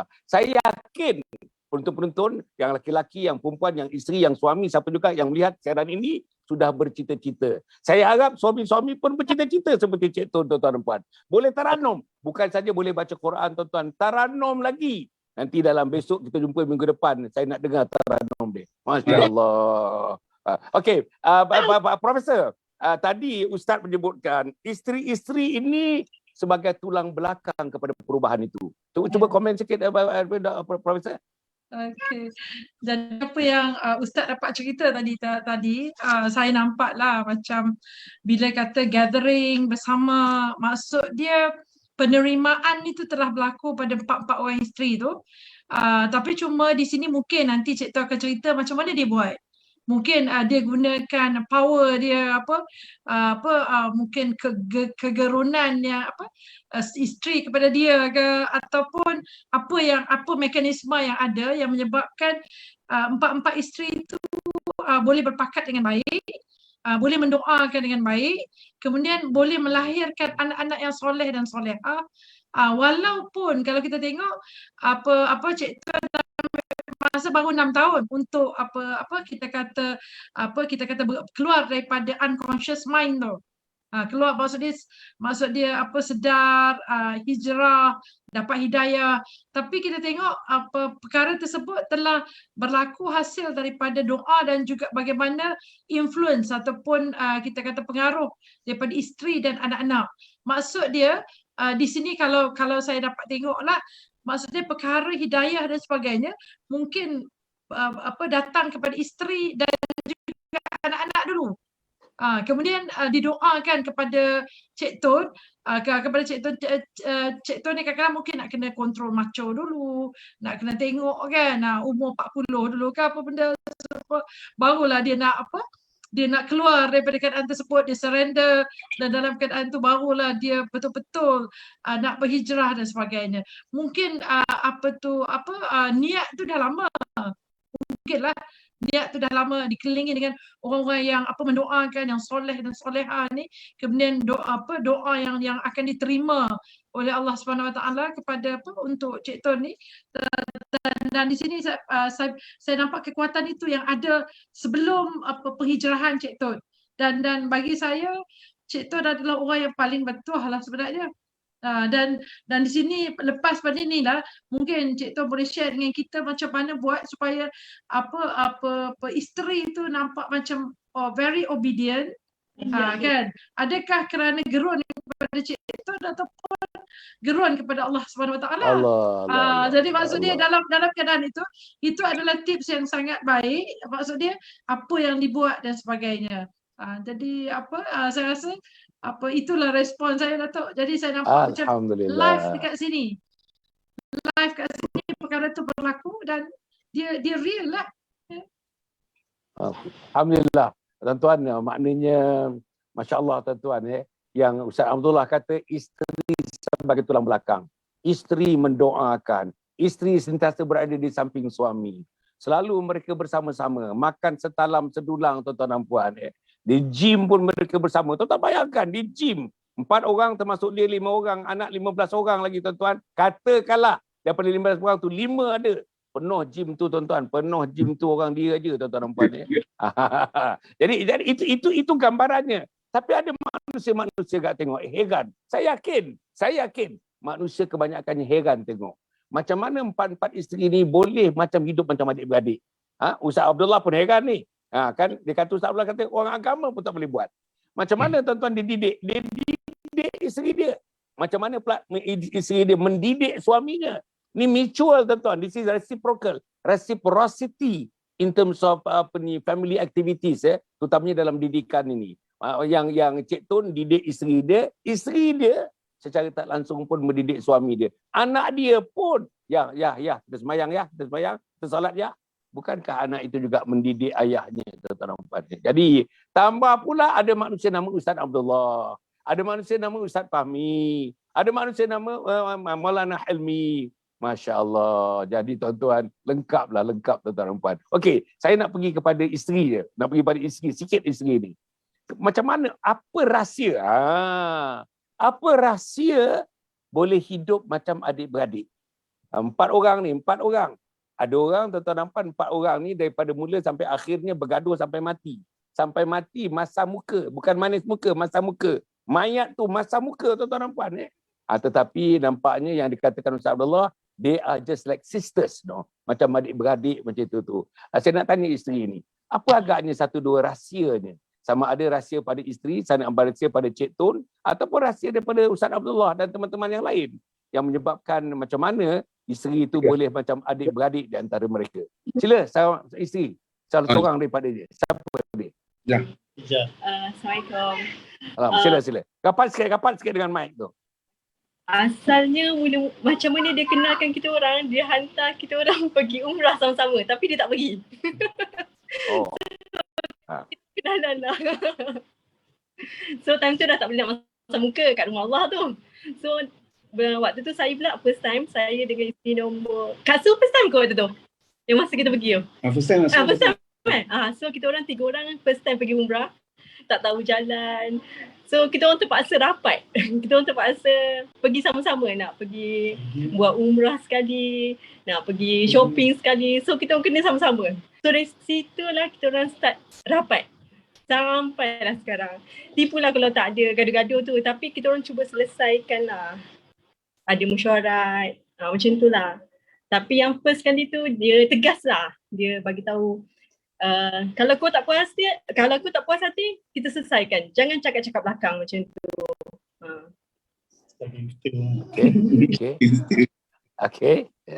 So kalau saya kutip tadi jawapan yang ringkas tu, yang pertama sekali ialah pergi umrah. Punya cantiknya profesor, dia hantar isteri pergi umrah, dia sendiri tak pergi. Okey. Kita terima hakikat itu. Saya boleh bacalah hakikat itu. Okey, yang kedua, dia kata bila dia dah pergi, 4-4 ada di sana, di Mekah, di Madinah dan sebagainya, pergi shopping sama, naik hotel sama, turun hotel sama, pergi Masjidil Haram sama, tawaf sama, sa'i sama, pergi Tanaim sama, buat umrah sama, lepas tu pergi Madinah pula, ziarah makam sama. Masya Allah, tuan-tuan dan puan. Agaknya mungkin saya rasa-rasalah, mungkin 5 hari di Madinah, mungkin 9 hari agaknya di Mekah, mungkin 7 hari di Mekah. Betul begitu kan? Lebih kurang begitu kan? Betul. Jadi tuan-tuan berada di tanah suci ni tuan-tuan, di tanah suci ni, Masya Allah, ikatan dia ada di tanah suci ni. Something kita tak boleh bayangkan tuan-tuan, kita tak boleh bayangkan. Dan saya nak tahu tuan-tuan, saya pun pernah bawa orang pergi umrah satu masa dulu ya. Jadi 2 perkara tuan-tuan. Ada orang yang sampai tanah suci yang tak pernah bergaduh di tanah suci. Ada orang yang bergaduh sebelum sampai ke tanah suci, tuan-tuan, Masya Allah, Allah ikat mereka dengan penuh kasih sayang. Saya fikir yang ini yang berlaku kepada isteri-isteri itu. Jadi tuan-tuan dan puan besar tuan-tuan, di Masjidil Haram dan Masjid Madun Nabawi ni, tanah suci Mekah dan Madinah ni tuan-tuan, jangan main-main tuan-tuan dan puan. Inilah tuan-tuan dan puan, apapun saya rasalah, saya rasa tuan-tuan satu masa dulu Ustaz saya pernah bawa anak-anak saya semua. Kami buat qiyamul lail dekat depan Masjidil Haram tu. Pagi-pagi Ustaz kita qiyamul lail, kita doa sampai nangis-nangis semuanya, masya-Allah. Kesan daripada itu sampai sekarang ni nampaknya teriang-riang tersebut-sebut perkataan itu tuan-tuan. Anak masih kecil-kecil, ada yang sebagainya dah besar dan sebagainya. Pimpinan-pimpinan kita buat begitu. Alhamdulillah. Ini ikatan ini boleh buat di Malaysia, boleh. Tapi tuan-tuan, malaikat-malaikat yang menyambungkan hati kita malaikat tu berhimpun di rumah Allah yang utama tuan-tuan, iaitu di Masjidil Haram dan Masjidil Nabawi.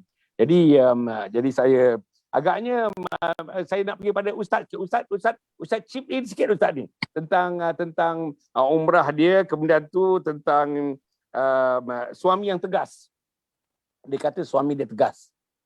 Suami dia berperasaan, suami dia baik, tetapi ada ketegasan. Dalam ketegasan ada senyum, dalam senyum ada ketegasan. Ustaz Abdullah, sikit Ustaz Abdullah, mungkin 1-2 minit Ustaz. Sila Ustaz. Masya-Allah. Jadi alhamdulillah saya kenal Cik Tun selepas dia pergi umrah. Sebelum itu dia pergi umrah banyak kali juga. Dia dah beberapa kali pergi umrah. Sekali itu yang betul-betul dia terkesan umrah apabila dia pergi dengan Maulana Helmi lah. Maulana Helmi dia pergi bawa betul-betul bila kita buat tertib macam dakwah kan, dia lebih terkesan lah. Cik Tun ni dia seorang yang, saya nampak dia seorang yang sangat ikhlas. Dia kosongkan jiwa dia untuk terima setiap guru yang bersama dia. Maksudnya kalau kadang-kadang ada orang dia nak belajar tapi dia punya hati penuh. Maksudnya ibarat macam satu bekas tin yang telah penuh, dia tak boleh nak masuk something. Macam Cik Tun ni saya nampak dia kosongkan terus. Jiwa, kepala otak dia kosong dan dia betul-betul dia tunjuk yang dia tak pandai apa. Dia bukan kalangan bodoh sombong lah, maaf cakap. Dia bukan kalangan macam tu, tapi dia betul-betul zero. Dia tunjuk habis jahil dia. Kebanyakan ustaz-ustaz pun yang saya faham lah, kadang-kadang tak tahan dengan dia. Dengan kadang-kadang dia punya perangai suka bahan-bahan. Tapi dia gurau, kita tahu hati dia cukup baik. Dia suka macam tu. Tapi asbab daripada kebaikan dia ikhlas itu Allah Ta'ala kekalkan dia dalam hidayah ni. Kita tak nampak kan. Macam saya, Maulana Helmi itu sebagai Allah Ta'ala nampakkan macam tu je, tapi asbab hidayah yang dahsyat Allah Ta'ala bagi pada dia ni, asbab daripada ada kebaikan dalam diri dia yang kita pun tak tahu. Apa kebaikan dia? Dia ikhlas, dia tak tipu orang. Dia memang orang kata kalau kata kasar dia jahat. Masa zaman muda dia digeruni. Kalau dulu kita cakap sampai sekarang, kalau kita cakap Cik Tun, orang takut dengan dia, orang goyang dengan dia. Tapi dia ada satu perkara, persahabatan, ikhlas dia, dan apa yang kita ajar, A to Z kita ajar sikit, dia buat sikit tu istiqomah. Kita cakap, ayah jaga zikir, ayah sayang Allah, ayah zikir lepas subuh dan lepas asar. Subhanallah, alhamdulillah, la ilaha illallah, Allahu akbar. Ayah sayang Nabi sallallahu alaihi wasallam, ayah salawat. Allahumma salli ala sayyidina Muhammad wa ala Muhammad 100 kali subuh dan asar. Ayah sayang diri sendiri, ayah istighfar hari-hari 100, pagi 100 petang. Dia ambil benda sikit tu je dia amal. Dan dia dakwahkan kepada orang. Kadang kita ajar sikit je suruh 100, dia bantai 1000. Lagi. Jadi kat situ Allah Ta'ala pandang ikhlas dia. Ikhlas dia Allah Ta'ala pandang. Jadi yang saya nampaklah kekuatan persahabatan, ikhlas, dan dia tunjuk dia tak tahu apa-apa pada Allah Ta'ala ni, Allah Ta'ala kekalkan dia dalam hidayah. Dan saya memang dalam kalangan sahabat saya, antara dia dan beberapa sahabat yang memang saya sebut nama-nama diorang ni, saya sangat kasih sebab macam Cik Tun ni dia sebagai seorang ketua yang mana kalau dia boleh bergerak, orang kata kalau akhir zaman ni lagi dia boleh bergerak, dia boleh gerakkan tentera-tentera Islam yang mana mungkin dulunya jahil ataupun separa jahil, tapi Allah Ta'ala asbab daripada dia boleh ubahkan semua budak-budak dia semua tahu itu apa itu tabligh, apa itu 3 hari, dulu tak tahu. Dari sekarang diorang tahu. Kalau kadang bos tanya, orang dah semayang belum? Dah goyang nak jawab kan. Jadi asbab pada situ je. Semoga Allah Ta'ala kekalkan Cik Tun dan keluarga dalam usaha dakwah ni, dalam istiqomah mencari cinta Allah, mencari cinta sahabat-sahabat, menambahkan doa-doa para alim ulama. InsyaAllah. Wallahu alam. Alhamdulillah. Doktor, kita tak ada masa ni sebab kita ada satu round lagi. Saya nak doktor ulas sikit mengenai tentang Ustaz kata tadi, dia ni doktor, he started from zero. From zero to an Islamic Muslim hero, zero to hero ni. Ini yang orang ni. Tapi pasal dia zero tu, pasal zero tu, dan dengan keikhlasan dia boleh terima. Orang kata buat 100, dia boleh buat 1000. Tuan-tuan, kan dia beli tasbih pun, orang punya tasbih biasanya 100, dia punya tasbih 1000, tuan-tuan. Jadi maknanya niat dia beli tasbih tu Aku nak genggam betul tasbih, aku nak bilang satu persatu. Kalau ustaz kata 100, aku dapat 1000. Jadi maknanya dengan kosong, asalnya kosong tu, bukankah dengan kosong tu lebih mudah?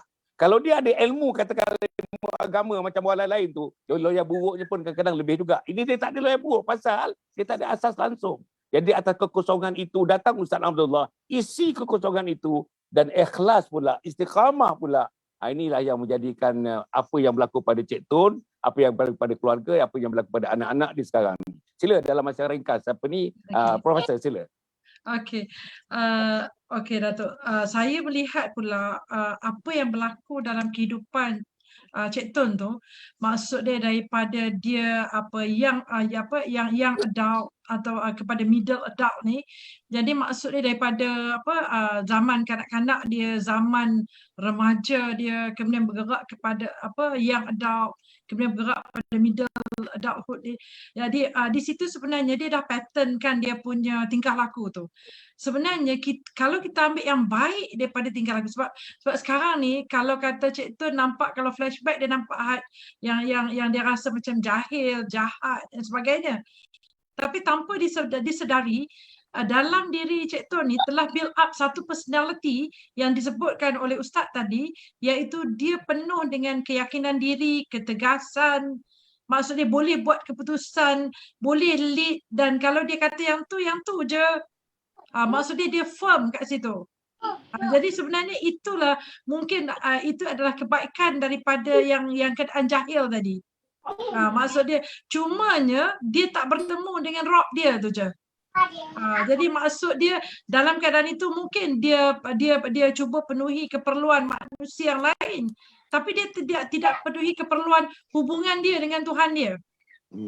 Maksud dia dalam keadaan itu, bagi saya lah, dia cuba untuk fulfill need semua orang, isteri-isteri dia, anak-anak dia, tapi di situ dia tunggu sampai dia betul-betul bersedia, kan? Macam saya kata tadi, dia kontrol macho di awal tu, tapi kemudian dia rasa macam tak boleh. Dia ada kosong dalam diri dia. Itu maksudnya di situ dia apabila dia surrender dalam bentuk dia mesti cari Allah. Jadi di situ sekarang ni dia sedang memenuhkan keadaan keperluan hubungan dia dengan Allah Subhanahu Wa Taala. Sebab itu kita tengok dia buat, kalau orang suruh 100 dia suruh 1000, dia akan buat 1000 sebab dia dah build up diri dia yang firm tadi, tegas tadi, istiqamah tadi, kesungguhan tadi. Kalau nak kahwin pun kena kahwin sungguh-sungguh. Kalau nak buat kebaikan kena buat kebaikan sungguh-sungguh. Kalau nak buat jahat mungkin lah kan. Saya tak dengar cerita Cik Tun yang sebelum. Jadi maksudnya kalau nak buat jahat pun buat jahat sungguh-sungguh.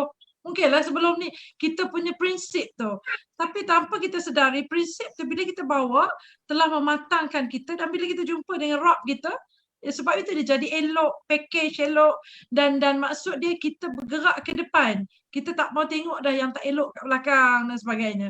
Dan di situ kalau kita tengok semua yang lain dalam persekitaran Cik Tun telah bertemu dengan jalan itu, hidayah dan sebagainya. Dan tunggu Cik Tun je sekarang.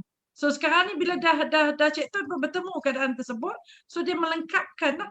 Maksud dia walaupun kita kata zero kat situ, mungkin pintu tu belum lagi buka sampai ke umur 40 tahun lah.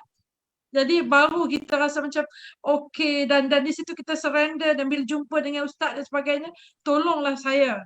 Saya memang tak tahu apa. Saya nak belajar apa Alif Bata dan sebagainya. Dan bila kita dapat orang yang macam ni, personality macam ni Datuk, dia akan nampak macam betapa berharganya. Dan sebab itu kadang-kadang mungkinlah pada diri Cik Tun tak payahlah ada siang, mungkin dia nak malam je sebab dia nak duduk dengan Rob dia. Jadi mungkinlah kan. Tapi maksud dia dalam keadaan itu dia rasa kemanisan iman. Jadi sebab tu dia hadir dalam keadaan yang kita boleh menggunakan keseluruhan kehidupan kita dengan secara bijaksana, dan bagi saya syukur alhamdulillah lah sebab kita bertemu jalan tu.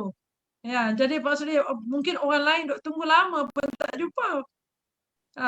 Tapi dalam keadaan ini doa isteri-isteri yang solehah, anak-anak yang soleh dan solehah menyebabkan Cik Tun bertemu dalam keadaan itu. Alhamdulillah. Tuan-tuan hujungnya nanti saya nak 1 minit. 1 minit daripada profesor, 1 minit daripada ustaz, 1 minit daripada Cik Tun, 1 minit daripada wakil isteri insya-Allah. Tapi sebelum tu tuan-tuan dan puan, insya-Allah sikit info saya nak bagi. Pada Ustaz Abdullah agaknya belum pernah dengar lagi ya. Kita sedang dalam proses ustaz mendirikan kompleks Anjung Husnul Khatimah. Kompleks Anjung Husnul Khatimah ni berharga antara 15 ke 20 juta, dalam mana duitnya, dananya diperolehi daripada wakaf, zakat, infak, sedekah, fidyah, amal jariah dan fisabilillah. Semuanya insya-Allah syariah compliance sumber dananya. Jadi apa gunanya kompleks Anjung Husnul Khatimah yang dibina di Bukit Cerakar nanti, dekat dengan UiTM, kampus barunya, dekat dengan Fakulti Perubatan UiTM. Tuan-tuan daripada situ nampak daripada jalan, daripada tapak itu. Tugasnya tidak lain dan tidak bukan, kompleks ini akan memanggil manusia, ada 5 modul, setiap modul tu 3 hari 2 malam, 3 hari 2 malam, 3 hari 2 malam, untuk memanggil manusia supaya manusia lebih bersedia ilmu, boleh bersedia amal, beristiqamah, berilmu fardu ain, fardu kifayah, untuk membolehkan dia bertemu dengan Allah dengan perkataan terakhirnya sebelum nyawanya dicabut oleh malaikat maut, dia mengucapkan la ilaha illallah Muhammadur Rasulullah. Hadis menyebutkan mati seorang insan mengucap la ilaha illallah Muhammadur Rasulullah, Allah wajibkan syurga ke atas mereka. Yang inilah yang kita buat, yang ini sedang kita usahakan insya-Allah. Tuan-tuan ya. Jadi saya harap kita ada sijil wakaf. Sijil wakaf tunai hari yang ke-12 sekarang ni. Kita edarkan sijil wakaf tunai, dapatkan tuan-tuan. RM10, RM50 dan RM100, semuanya digunakan untuk membangunkan kompleks Anjung Husnul Khatimah. Yang ini Cik Tun, satu-satunya dalam dunia. Satu-satu dalam dunia, tak ada lagi yang macam ini. Satu-satunya di Asia, satu-satunya di Malaysia, satu-satunya di Selangor, satu-satunya di Shah Alam yang kita nak bangunkan. InsyaAllah sekarang sudah peringkat akhir, tapi kita lewat 2 bulan setengah sekarang pasal COVID ini, pasal lockdown. Jadi banyakkan pejabat-pejabat tutup, kita tidak dapat menjalankannya. Apapun dalam masa 2 tahun setengah daripada sekarang, terbangunlah nanti satu kompleks yang agak besar. Dalamnya ada pusat Islam yang boleh memuatkan antara 300 ke 400 orang ya. Dan siapa-siapa yang datang hari-hari kat situ nanti ustaz, ada 250 orang, 250 orang, 250 orang. Sampai bulan Ramadan pun 250 orang. Sampai hari raya pun masih orang berhari raya di situ nanti ustaz. Orang datang daripada Brunei, daripada Singapura, Selatan Thailand, daripada Indonesia dan kebanyakannya daripada Malaysia yang datang kat situ. Pagi-pagi tuan-tuan dekat pusat Islam tu semuanya akan bangun pukul 4.30 pagi. Semuanya laki-laki dan perempuan akan bangun pukul 4.30 pagi. Apa nak buat? Sembahyang tahajud, sembahyang taubat, sembahyang hajat, sembahyang witir, bermunajat kepada Allah dan nangis di sisi Allah Subhanahu Wa Taala. Ini yang kita nak buat ustaz. Jadi kita harap Cik Tun kalau kita tak perlukan band jenazah lagi kat situ Cik Tun. Mengkali kalau Cik Tun dapat sikit-sikit pun cara Cik Tun, bolehlah sumbangkan kepada kita. Saya nak menyebutkan tuan-tuan, insya-Allah mudah-mudahan inilah tak ada sumbangan yang lebih baik. Tak ada sumbangan yang lebih agung membawa manusia berbondong-bondong menghampiri Allah, mendekati Allah dan mengakhirkan hayat dalam husnul khatimah. Allahumma khtim lana bi husnil khatimah wa la takhtim alaina bisu'il khatimah. Itu doa kita dan kita nak realisasikan doa ini melalui kompleks Anjung Husnul Khatimah itu insya-Allah. Yang kedua tuan-tuan dan puan ya, saya harap insya-Allah tuan-tuan makin bersama-sama dengan kita ikut program kita tuan-tuan. Dapatkan jadual mingguan program kita ni. Pagi pukul 7, malam 9.15. Pagi pukul 7, malam 19. Non-stop. Ustaz, dah 1 tahun 8 bulan kita bersiaran. Sebelum COVID lagi Ustaz. 150 orang ustazah, profesor, doktor. Macam profesor ni. Macam Profesor Nur Azniza ni bersama dengan kita. Dah lama daripada tahun lepas tuan-tuan. Mengisi program atas nama dakwah. Dan saya tak bayar 1 sen pun mereka tuan-tuan dan puan. Kerana yayasan dibuat oleh Yayasan Kebajikan Sabah. Jadi kita dah atas nama kejujuran dan keikhlasan kita. Yang inilah yang sebenarnya yang memberikan sustainability yang menyebabkan program ini dapat berjalan terus sampai sekarang ini insya-Allah. Yang ketiga tuan-tuan dan puan saya harap pada 28 hari bulan 8. Hari ini 6 hari bulan, kita ada 22 hari saja lagi tuan-tuan dan puan insya-Allah untuk program namanya Webinar 2. Webinar 2 ni tuan-tuan dan puan, seminar online. Saya dan seorang teman lagi akan menjalankannya pada hari Sabtu 28 hari bulan 8, 9.30 pagi sampai pukul 1 tengah hari tuan-tuan. 9.30 pagi, 1 tengah hari, Apa nama programnya tuan-tuan? Programnya namanya Husnul Khatimah, impian setiap Muslim. Husnul Khatimah, impian setiap Muslim. Jadi tuan-tuan dan puan, saya kata, percuma tuan-tuan, percuma. Ini percuma tuan-tuan, Masya Allah. Kita tidak kenakan apa-apa bayaran. Hanya kita minta tuan-tuan bermurah hatilah, dermalah untuk pembangunan komplek Anjung Husnul Khatimah.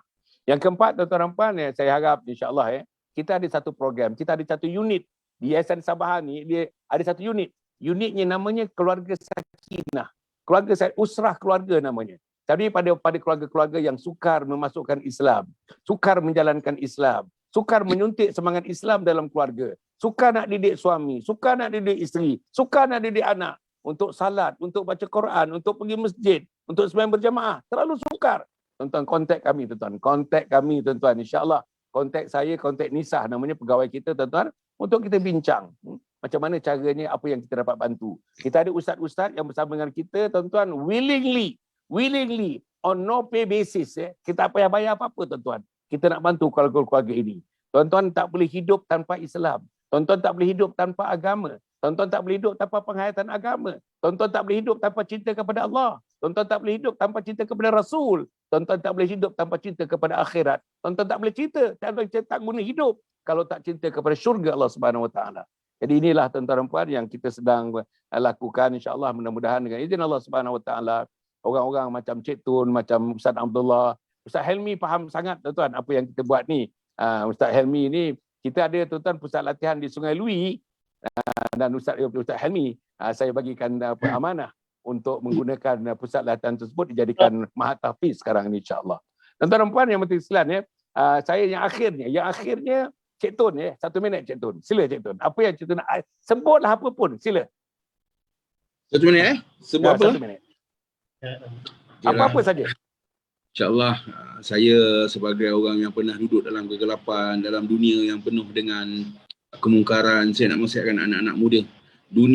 Guna dunia untuk agama. Jangan guna dunia untuk dunia. Pasal dunia bukan tempat tinggal, dunia tempat meninggal. Akhirat tempat tinggal. Kita duduk sama-lamanya. Sebab pengakhiran kita ni kadang-kadang, ramailah kawan-kawan saya pada zaman-zaman jahil dulu, aksiden mabuk, mati, terjun bangunan, stres, semua macam-macam. Kena bunuh, kan. So saya nak nasihatkan anak muda yang tengok ni, saya nak nasihatkan guna kehidupan hari ni yang sementara, yang seketika ni untuk agama. Sebab tak ada agama, kehidupan kita akan lalai seterusnya tanpa dibimbing. Walaupun kita duduk dengan mak ayah kita, kadang-kadang mak ayah kita pun tak didik kita sangat agama, kadang-kadang mak ayah kita sibuk dengan dunia. Tapi carilah kawan sebaik kawan, kerana kawan ni akan bawa kita kepada akhirat. Kawan yang bawa kita kepada akhirat ni, carilah yang sebaik-baik. Saya pernah cakap dekat satu ustaz, ustaz, sebelum dia ajar saya cakap dekat dia satu benda, ustaz, jahil saya tidak boleh menyesatkan ustaz, tapi ilmu agama ustaz boleh menyesatkan saya kerana saya tak tahu agama. Saya cakap kat ustaz. Tu saya cakap saya nak cari ustaz yang sebetul-betulnya, ustaz yang betul-betul boleh bimbing saya. Saya cakap jangan ajar saya kenal ini, kenal itu, saya tak nak. Sebab saya akan masuk dengan mudah dalam otak saya, dengan mudah sebab otak saya kosong, jiwa saya kosong. Saya pun selalu pesan dekat anak-anak saya, jangan kejar yang 10 tahun sebab satu saat lagi kita tak tahu kehidupan kita tu bagaimana. Kita tak tahu saat satu lagi Allah rancang untuk sesuatu pada diri kita. Allahu'alam. Atas kesilapan kita, atas bapak kita, atas kesilapan saya, anak-anak saya terkena. Keluarga saya tak terkena atas kesilapan saya. Itu yang saya selalu doa benda tu, ya Allah, kalau kau nak jatuhkan kifarah tu, jatuhlah kepada saya, janganlah kepada anak saya, isteri saya. Kerana dosa saya tu kadang-kadang boleh melibatkan orang lain. Saya percaya kifarah Allah tu. Kifarah Allah tu kadang-kadang bukan dekat akhirat saja hukumannya, dekat dunia sekali. Dekat dunia pun Allah akan balas. Balasnya tu kita tak tahu. Siapa akan datang aniaya anak kita, siapa akan datang merobek anak kita. Allahu'alam, siapa akan datang menghancur kebahagiaan kita. Allahu'alam. Kita pendosa. Kadang-kadang kita diuji, iman kita tak setebal macam iman Nabi, para sahabat. Mereka berjuang semua kerana Allah. Kita ni kadang berjuang di akhir zaman ni, cinta dunia kita lebih tebal daripada cinta kita pada akhirat. Dunia kita letak betul-betul dalam hati. Akhirat tu di telapak tangan. Sebenarnya dunia tu di telapak tangan, akhirat tu dalam hati. InsyaAllah. Semoga apa yang saya kepada sahabat-sahabat, anak-anak muda, sayang. Saya sekarang sayang sebab saya ada anak, saya tengok anak-anak orang lain, saya teringat, ya Allah, inilah aku satu ketika dulu. Saya nak marah tak boleh sebab itu saya dah satu ketika dulu. Kadang-kadang saya panggil dia orang. Hidup ni kadang-kadang kita rancang macam kita nak lumba motor. Sebenarnya kita rancang sedang nak membunuh diri, saya cakap kepada dia. Kadang kita rancang untuk sonok, sebenar kita rancang untuk menyesatkan diri kita. Saya cakap kat dia orang ni. So sebab itulah guna sahabat-sahabat, guna ustaz, guna kadang-kadang ustaz pun tahu. Keluarga-keluarga ni kadang-kadang ada yang mak ayah ada yang tak pandai sangat agama, tapi dia tak membiar pun tu ramai. Yalah, saya campur dengan dunia-dunia ni ustaz. Saya tahu. Saya kenal kadang-kadang mak ayah pun tak solat. Pun tak ajar anak nak solat. Bila kita dah bincang ni baru kita nampak lah benda-benda ni. Sebenarnya berapa pentingnya agama dalam hidup kita, berapa pentingnya kembalinya kita kepada Allah tu. Kadang saya tak nak mati dalam kemukaran. Saya nak mati dalam satu pilihan. Maksudnya Allah terima saya sebagai hamba. Allah. Saya selalu dengan berpaling padaku, ya Allah. Bila engkau berpaling padaku seumpama jatuhnya aku terus ke neraka. Tanpa orang kata sampai hisap. Jalan terus. InsyaAllah. Allah. Itu takut. Itulah sikit sebanyak. Okey Cik Tun, terima kasih banyak, Masya Allah. Para penonton, terutamanya anak-anak kita, anak muda kita, tuan-tuan, dengarlah daripada practitioners, tuan-tuan. Ini the real practitioners, tuan-tuan dan puan. Bukan teoris, bukan teori-teori, tuan-tuan. Praktis yang betul-betul terjadi insya-Allah pada diri seorang insan, namanya Cik Tun. Okey, wakil isteri dalam masa 1 minit. Sila wakil isteri. Ada nak bagi yang terakhir sekali apa-apa saja insya-Allah yang berkaitan dengan program yang kita bincang pada malam ini. Ada? Ada. Bagi ustaz dulu lah, ustaz. Bagi ustaz. Bagi ustaz dulu. Ustaz Abdullah, sila Ustaz Abdullah. 1 minit ustaz. Boleh, insya-Allah. Bismillahirrahmanirrahim. Jadi bila dah penghujung rancangan ni, biasanya kita boleh sharing lah apa yang baik untuk orang lain, iaitu dalam maksudnya menjadi modul dakwah juga kan. Jadi sahabat-sahabat sekalian yang dikasihi seluruh alam, apa yang saya nampak kat sini apabila kita bawa 7 perkara tadi lah, kalau boleh sahabat-sahabat tulis, bawa lah. Sebab telah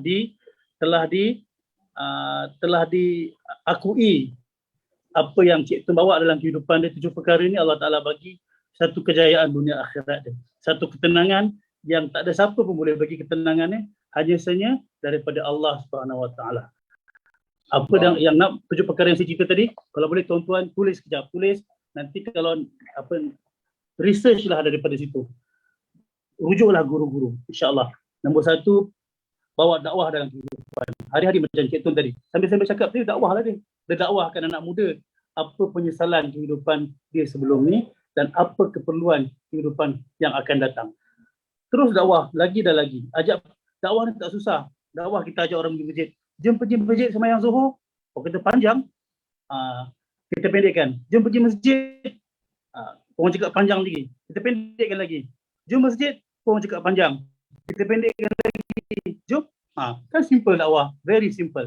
Dakwah. Nombor 2, bawa solat. Solat ni bawa dalam kehidupan. Kalau sebelum ni kita solat ikut suka kita. Tapi kita solat lah mengikut cara kehidupan suci murni baginda Nabi sallallahu alaihi wasallam. Sekarang ni kita tak boleh masuk masjid, kita tak boleh masuk surau.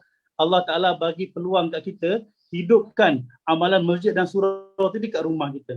Kita bawa ketaatan dalam masjid surau tadi kita bawa kepada rumah. Mana kat rumah kita dah jadi maktab, rumah kita jadi madrasah untuk hidup kehidupan amalan-amalan masjid. Nombor 3, Quran. Tuan-tuan, Quran minima untuk orang awam. Dia kena khatam paling kurang 2 kali setahun. Kalau tak, dia akan mendakwa kita yang mana dakwaan dia takkan ditolak. Yang mana kalau bila kita jaga dia, syafaat daripada Quran juga takkan ditolak. Syafaat Quran sangat kuat tuan-tuan. Bermula pada malam pertama kehidupan kita yang sebenar, iaitu kehidupan kita dalam kubur. Nombor 4, kita hari-hari kena sedekah. Kalau tak dapat hari-hari pun, kita kena lazimkan sedekah. RM1 pun tak apa. Kita nampak orang tepi jalan, tak payah kita sangka-sangka dia ni berniaga, tipu, tak payah. Bagi je. Kita bagi siapa pun, sedekahlah hari-hari. Untuk setiap kali kita sedekah tu, kita kena niat. Ya Allah, sebab aku sedekah ni, bagilah anak isteri dengan cakap, anak isteri pandai. Niat. Satu sedekah tu 1 juta niat pun tak apa. Nombor 5, hari-hari kena istighfar. Hari-hari istighfar. Saya sendiri, hari-hari ada berlaku dosa. Apa dosa saya? Kadang-kadang terpandang orang, tersangka buruk. Bercakap pula. Itu belum masuk kita bercerita lagi. Hari-hari istighfar. Nombor 6, sentiasa hijrah daripada kehidupan kita. Yang semalam kurang baik, hari ini lebih baik. Dan nombor 7, baru datang ikhtiar. Bagi mereka yang belajar, baru ikhtiar belajar. Bagi mereka yang kerja, baru ikhtiar kerja. Hari ini, umat Islam jatuh apabila dia meletakkan ikhtiar nombor 1 dan 6 perkara ni tak ada dalam kamus kehidupan. Sebab tu Islam jatuh. Tapi apabila 7 perkara ni dibawa dalam kehidupan, nombor 7 tu Allah, Islam akan bangkit, Islam akan diguruni, Islam akan disanjung tinggi. Okey. 3 suku dipegang oleh Islam. Wallahu alam. Allah. Terima kasih Ustaz, terima kasih. Okey, macam mana wakil isteri dah bersedia dah? 1 minit je pun. Apa? Wakil isteri. Wakil isteri ada? Adi. Tak ada. Tak payah. Tak apa dah Ustaz. Okey. Doktor, Profesor Doktor, 1 minit insya-Allah. Sila. Okey, untuk lastnya apa yang saya nak katakan, apa yang dikongsi oleh Cik Tun tadi merupakan realitinya, perubahan yang boleh berlaku dalam alam nyata. Dia bukan benda yang kita persepsikan saja dan sebagainya. Kita boleh tengok. Dan apabila di sini kalau kita tengok hasil daripada apa yang telah Cik Tun lalui daripada kecil sampai besar, sampai dewasa, sampai ke kita kata middle age sekarang ni dan sebagainya. So di situ dia ada turning point untuk mendapatkan hidayah. Dan apabila dah dapat hidayah, sekarang ni adalah satu masa yang mana macam mana kita nak maintain keadaan tersebut. Maksudnya kita nak istiqamah dan kita nak teruskan, kita nak committed ke jalan yang sebenar ni, dan dalam peningkatan diri kita dan juga dalam persekitaran kita dan sebagainya. Dan sebab itu apa yang kita boleh tengok bila orang dapat hidayah tu, dia cara dia berfikir, cara dia bercakap, cara dia involve, cara dia berinteraksi, cara dia semua pun kita nampak dia sangat berbeza daripada orang lain. Dan kadang-kadang apabila kita flashback kita yang dulu, kita pun akan tertanya balik, kenapa aku pada masa tu? Tapi cumanya kita ambil the beauty of everything. Maksud dia apabila kita bersyukur kepada nikmat penghijrahan ini, kita ambil yang terbaik lah.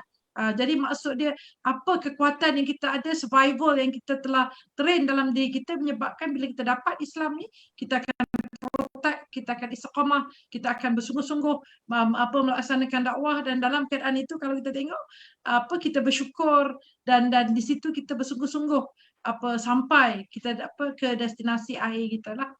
Jadi Datuk, saya mengucapkan tahniah lah kepada Cik Tun dan kesungguhan dia untuk berubah. Dan apabila dah dapat ni, maksud dia kita kena jaga sungguh-sungguh dari segi hidayah ini, dan juga mold diri kita menjadi diri kita, isteri-isteri kita, keluarga kita, anak-anak kita menjadi manusia contoh yang mulia dan terpuji untuk masa yang akan datang, insya-Allah. Masya-Allah tuan-tuan. Semua ada ramuan ni tuan-tuan dan puan.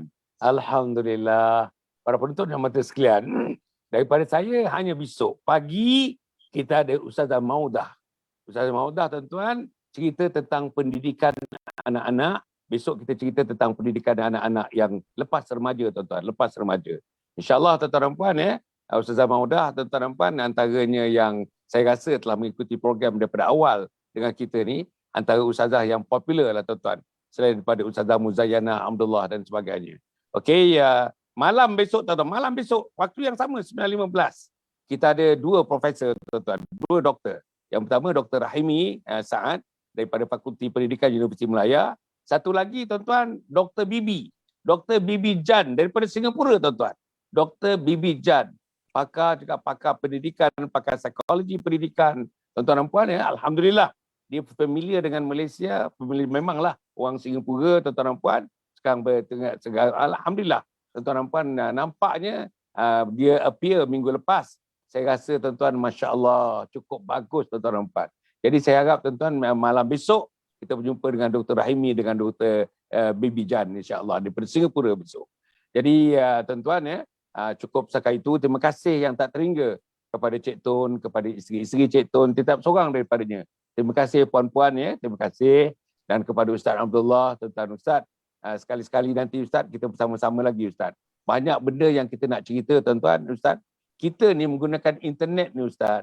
Orang menggunakan internet berbagai-bagaian tuan-tuan. Anak muda menggunakan internet, saya tak tahulah sama jalannya jalan ke syurga atau jalan ke neraka. Tapi kita menggunakan internet ni, inilah saluran dakwah. Saluran dakwah tuan-tuan. Real time. Kalau ada anak di Auckland, di New Zealand, dia tengok macam kita tengok sebelah bilik aja tuan-tuan. Dengan kekuatan internet. Kalau ada anak di Rusia sekarang ni, buat medicine di Rusia, dia dapat tengok macam kita tengok ni tuan-tuan dan puan. Jadi maknanya inilah gelanggang dakwah yang saya dah buat selama 1 tahun 8 bulan dah tuan-tuan dan puan. Tak ada lagi rasanya gelanggang dakwah yang sehebat. Kalau saya bersyarah di masjid, meneruskan bersyarah di masjid, yang mendengar dalam 20-30 orang.